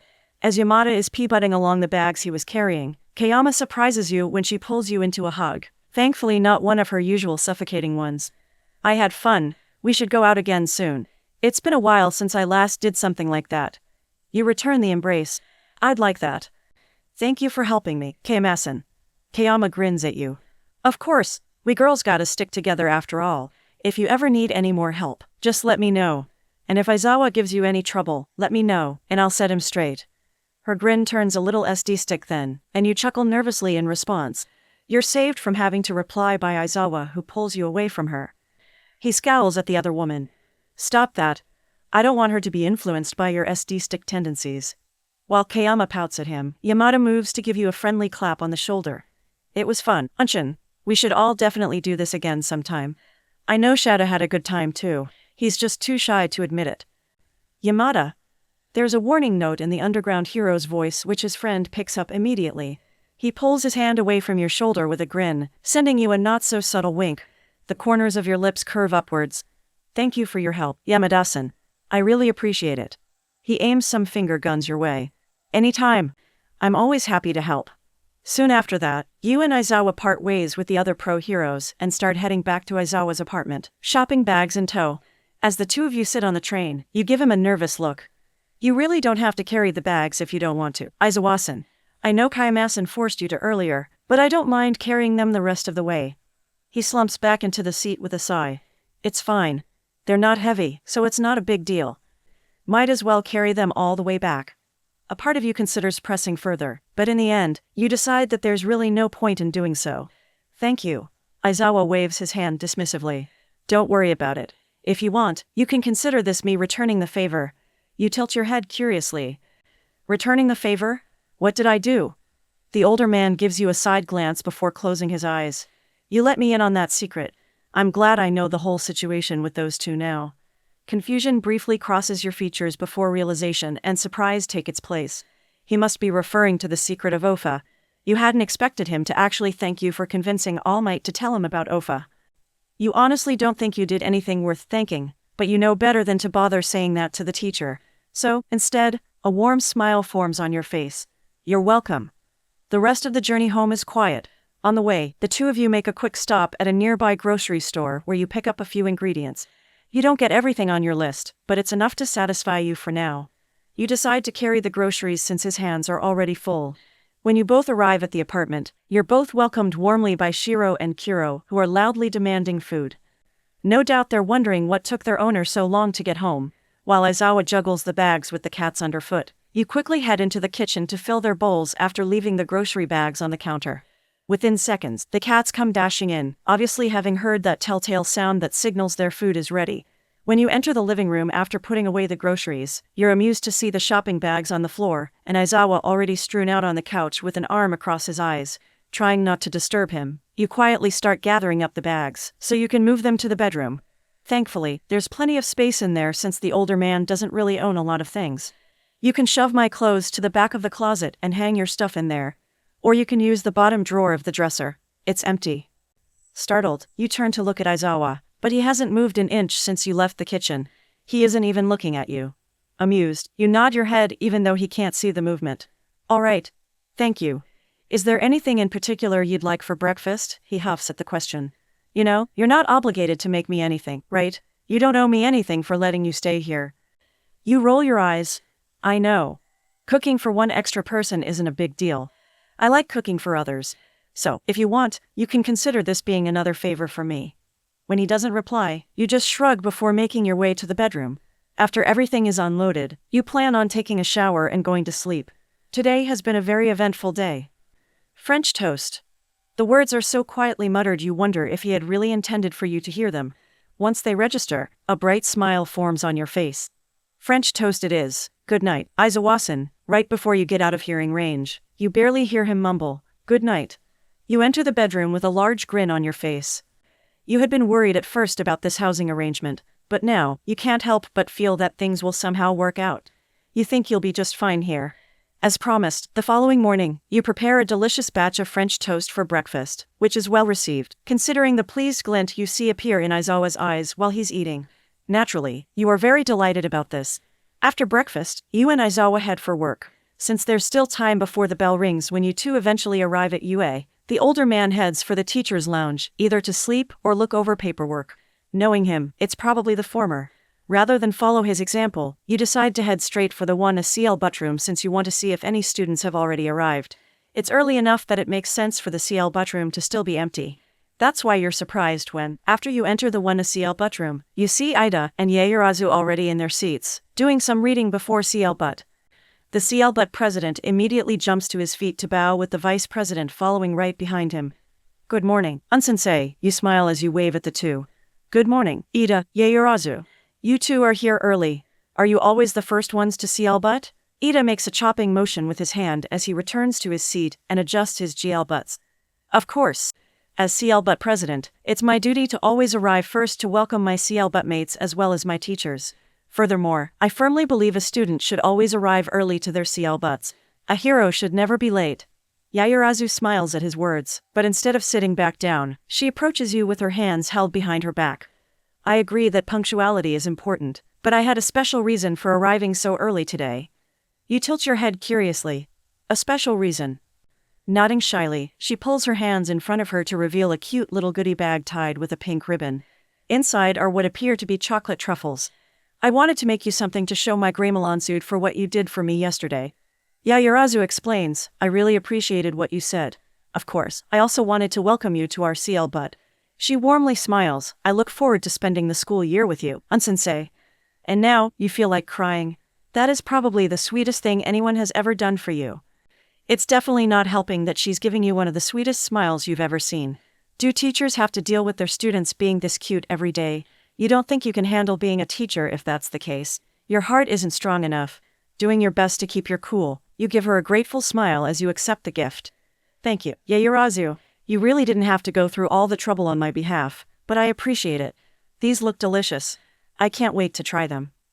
When she beams at you, you're reminded of Midoriya's sunshine smile. "Oh DMN, there are two of them now that you gotta watch out for." How does Aizawa remain so straight-faced all the time when he has such cute kids in his CL butt? Maybe you can ask him for tips later. "You're welcome, I was happy to do it. Please let me know what you think of the taste."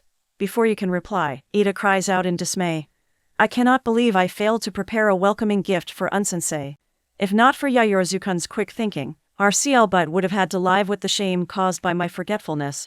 This kind of carelessness is unforgivable." Yaoyorozu moves to butter her CL butt mate. "It's alright, Ide-san. That's why we're a team. You can always count on me when it comes sharing the burden of the responsibilities given to us." He bows his head toward her. "Thank you, Yaoyorozu-kun. You truly are an excellent vice president.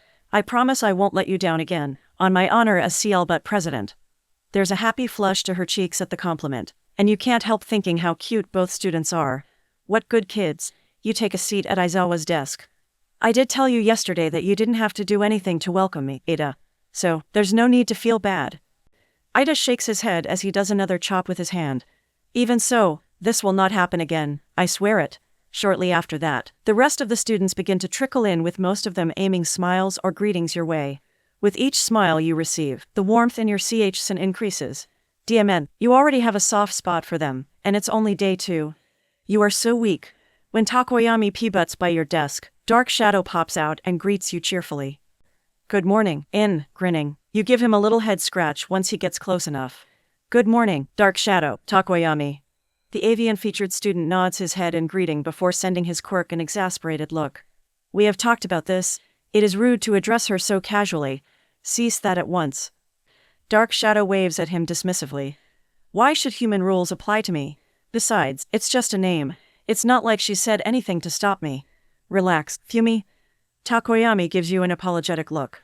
"I apologize on his behalf. He can be quite stubborn, but he means no offense." You smile in amazement. It's fine, Takoyami. It doesn't really bother me. Plus, he does have a point. I never really thought about etiquette laws for quirks before. Of course, I've never met a quirk like Dark Shadow till now. The shadow creature proudly puffs up his CH scent. Because I'm one of a kind, nothing can compare to this level of perfection. I am relieved to see you are so humble about your skills and that you never let it all go to your head. Takoyami's deadpan remark makes you snort loudly. Meanwhile, his quirk huffs in indignation before disappearing into his vessel's CHC. Soon after, the student moves to his seat as he greets some of his CL buttmates. The next person who stops by to see you is Midoriya. He's actually one of the last few students to arrive, so the bell should be ringing soon. Good morning, Midoriya. What's up? A shy smile forms on his lips. Good morning. I was wondering if the offer about your quirk still stands. You grin at the eager look in his eyes. Sure does. What kind of questions you got for me? In a flash, he has a notebook pulled out to write in. Surprisingly enough, it's not the one that got burned up by Bakugo. That must mean he's either starting a new hero journal, or since you're not a pro hero, he's starting a separate notebook just for you. You said you're unable to share details about certain visions. Is there something that stops you from speaking about them? Midoriya asks. Out of the corner of your eye, you see a few students aim curious looks your way. Half the CL bud appears to be chatting while the other half is watching you and Midoriya. You nod your head. I can't really explain why, but I get a horrible migraine if I start talking about those visions. It starts off as a light headache, but the more I try to talk, the worse the pain gets. It can get to the point where it gets so bad I can strongly think, let alone speak. It really is CKS. Midoriya quickly jots down the information, all the while muttering quietly under his breath. And you've never found a way to counteract the pain, shaking your head. You drum your fingers against the desk. Nope. The closest to that would be Aizawa-san using his quirk on me. As soon as he did, the pain went away, but I couldn't remember what I was talking about. I knew it was about a vision, but I couldn't remember any details. His eyes widen at the information. So, it's bad enough that Aizawa-sensei would intervene with his quirk. You find yourself wincing at the memory. Yeah, that was my fault. I was so eager to talk about my vision that I forgot about my drawback. Was the vision that bad? Blinking in surprise, you turn to see it was Kirishima who had asked the question. That's when you realize the whole CL bud has arrived, and they're all staring at you curiously. It looks like Ida is about to scold his CL buttmate for asking, or maybe it was for interrupting your conversation with Midoriya. Before he can, you wave at him to show it's okay. Yes, it was. Kirishima. It was very bad. Probably one of the worst ones I've ever had. You grimace as you recall what happened to the 3 teachers. Their injuries were definitely the worst you've ever seen. Definitely not a pretty sight. Are you all right, sensei? Uraraka worriedly asks. Confused, you turn to see the brunette and several other students sporting concerned expressions. In front of you, Midoriya is biting his lip anxiously. Realizing you had inadvertently caused them to worry about you, you start waving your hands wildly. I'm okay. Really? Sorry for worrying you all. It's at that moment the bell rings, and Aizawa strides into the room. Everyone is instantly in their seats, but there are a few sending you not so subtle looks. After gathering up the homework that was due, the underground hero hands it to you to grade, proving he really was serious about getting work for you to do soon. Thankfully, he gave you a grading rubric since the homework is related to hero studies, the one subject you never had any lessons on. So, while he teaches, you get to work, checking everyone's answers. It's after you finish with Yayurazu's buttainment and write down her perfect score that you remember the stickers you bought at the store. Maybe this could be your first chance to use them. Despite what you told Present Mike at the store, you are a little nervous about actually using the stickers. What if the students get mad at you for treating them like kids? You don't want to offend them. In the end, after several minutes of deliberation, you decide to throw caution to the wind and put a cute cat sticker with the words, "You're perfect," right by her score. You give everyone else who had a good score a sticker too. As much as you'd like to give everyone one, you know it'd defeat the purpose of the stickers when these are supposed to be rewards. Right after you finish adding all the stickers, you hear a familiar voice drawl. What are you doing? Startled, you squeak loudly before moving to cover the homework. And nothing. You can feel the students' eyes on you and hear several try to muffle their laughter, but you can't afford to pay them any attention.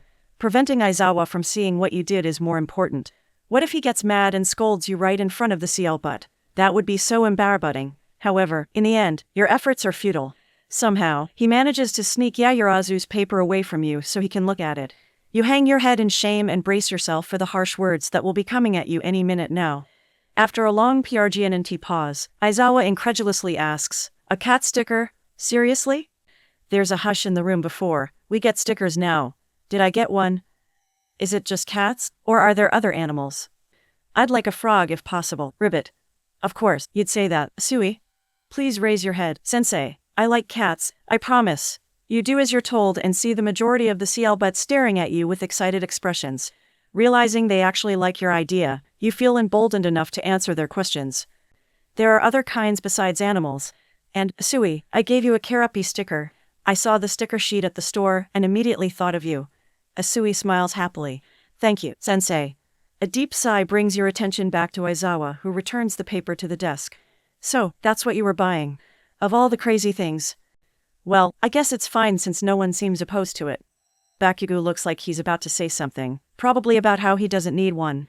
Before he can, you say, I put an explosion sticker on yours, Bakugo.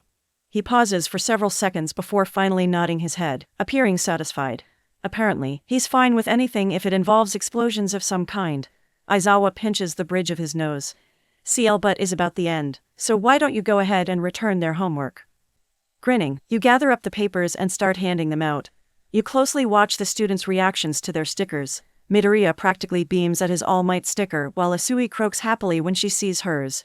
Yaoyorozu makes a delighted sound when she sees the cute cat on her paper, while Ida's confused reaction at seeing a robot sticker on his paper makes you chuckle. Bakugo appears satisfied with the explosion sticker that says, You're da bomb, while Todoroki just blankly stares in confusion at his ice cream sticker that says he did an ice job. When you notice Ishido's, Kaminari's, Shiro's, and Kirishima's disappointed faces, you quickly try to butter them. Just 'cause you didn't get one this time doesn't mean you won't next time. I have plenty of stickers. So, do your best, okay? The four grin at you before cheering loudly in agreement. Yeah, that's when the bell rings, signaling the end of the PRD. Aizawa is the first to head out while you follow after him. Before you can make it through the door, Aoyama's voice stops you. You look very lovely today, mademoiselle. You're like a gem sparkling in the sunlight. You pause and turn to see him wink at you. Then, upon realizing what he's trying to do, you smile in amazement. In a flash, you open your backpack and start digging through it while the other students watch your actions curiously. Once you find what you're looking for, you pull it out and stick it on Aoyama's cheek. You look at the sparkly, star sticker and nod in approval. It suits you, Aoyama. He blinks in surprise before smiling widely as he poses. Merci. It is because I am a star that cannot stop TW Kling. The other students start crying out in outrage about Aoyama getting a sticker. Your response is to grin mischievously. I never said I'd only give out stickers for homework. Aoyama was the only one brave enough to try a different route, so I rewarded him. Besides, it's always important for a gentleman to know how to compliment a lady. Right, Aoyama? He elegantly flips his hair. Oui, mademoiselle. As you leave the room, you hear some of the students call Aoyama sneaky, while others declare petulantly that they'll get a sticker, no matter what. You can't help but giggle in response. Your students are just too cute. Then, you pause, right in the middle of the hallway. My students, huh? Your expression softens as you resume walking toward the teacher's lounge. I like the sound of that. This time when you enter the teacher's lounge, there are more teachers in the room. Aizawa and Present Mike, who started waving at you as soon as you came inside, are the only ones you formally met. There's one man who's on the bulky side like All Might with spiky gray hair, wearing a red suit. You have to rack your memory of recent news before you remember this is the BLT hero, Vlad King. He's one of the few heroes at UA that hasn't made an appearance in one of your visions aside from that vision you had of all the teachers arriving at the USJ. The other hero you see is the space hero, 13. You always thought her space suit-like costume looked cool.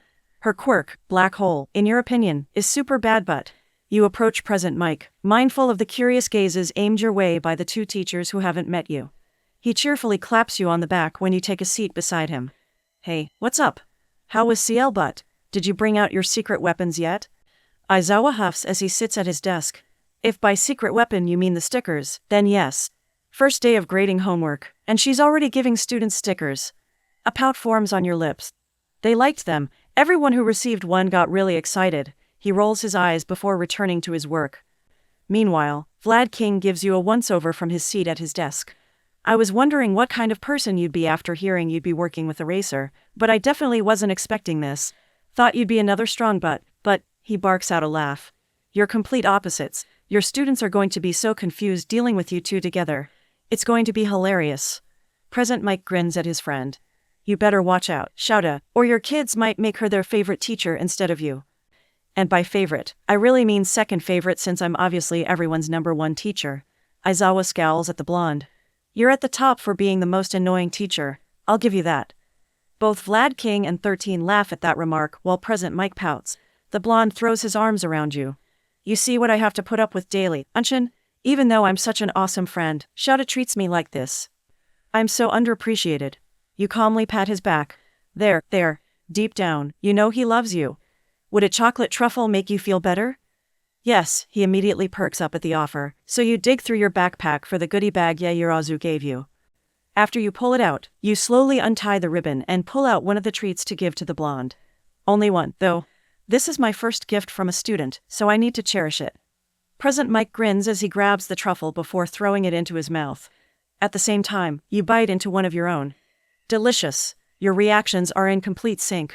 You even both use English, which is actually pretty strange on your part, but you weren't really thinking when you said it. 13 chuckles, clearly amused by your and present Mike's twin reactions.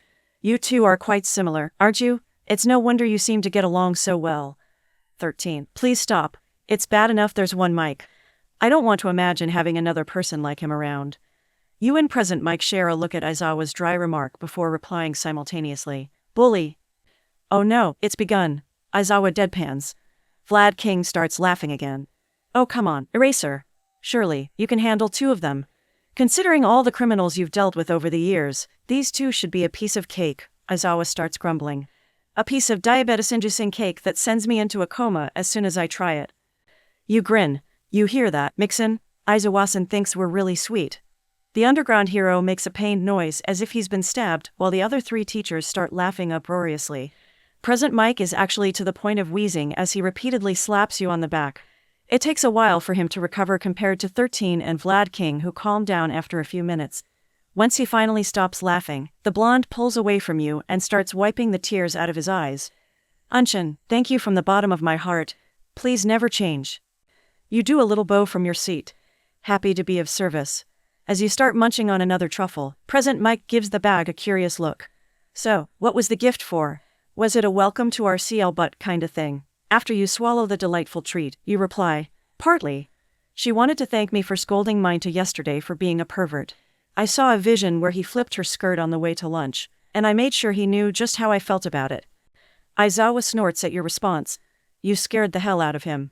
For the rest of the day, he couldn't bring himself to look at any of the girls for too long. I didn't think that was possible. Vlad King grins at you. What do you know? Looks like you can scare kids like Eraser. Maybe you are the perfect team after all. You pout at his words. I'm not going to try to scare everyone like Aizawa-san. It's only when absolutely necessary. Present Mike pats your shoulder as he nods. That's right. You gotta play the good cop to shout as bad cop. Being mean and scary is his specialty, so it's best to leave that to him. His friend sends him a glare before motioning for you to come over to his desk. Curious, you return your gift to your backpack so present Mike can't swipe it before heading over to the underground hero's desk. Rather than give you some work to do like you expect, Aizawa hands you a phone with a white casing. Curious, you turn it over to see several colorful cats printed on the back, making you gasp in delight. This is, he scratches his chin. Your phone. I need a way to get a hold of you during the times we're not together, so I decided to get you one. Don't jack up my bill on the first month, or I'm taking it back. Present Mike scoffs at that. No, you won't.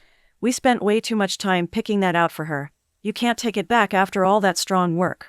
While the 2 friends start squabbling, you return your focus to the phone in your hands. It's just like one of those smartphones you've seen on TV. You've always wondered what it'd be like to have one, what it'd be like to have someone you could talk to using it. You never thought you'd find out, though. Back then, it just seemed like an impossible dream. Startled, you look up from the phone and are surprised by the sight of Aizawa's blurry figure. Realizing you're crying, you quickly wipe away your tears so you can clear your vision.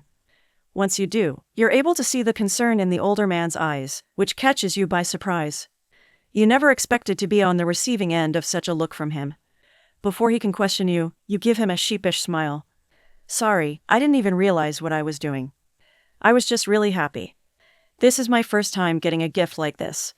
I really appreciate it. Thank you, Aizawa-san. His shoulders relax when you beam at him. You're surprised when he suddenly pulls out a chair from a nearby desk and puts it beside him. Take a seat. You can help me sort through these papers. Nodding, you take a seat after shoving the phone into your pocket and start shifting through the paperwork. You know, Aizawa-san, if I didn't know any better, I would think you only want me around to be your paperwork SLV. Vlad King and Present Mike both snort at your remark, while 13 quietly laughs. Meanwhile, Aizawa turns his head and gives you his scary grin. Looks like I've been found out.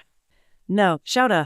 Present Mike exclaims, this is the part where you tell her how much you love having her around and thank her for all her help. You're ruining the moment. Don't you watch TV? The underground hero rolls his eyes.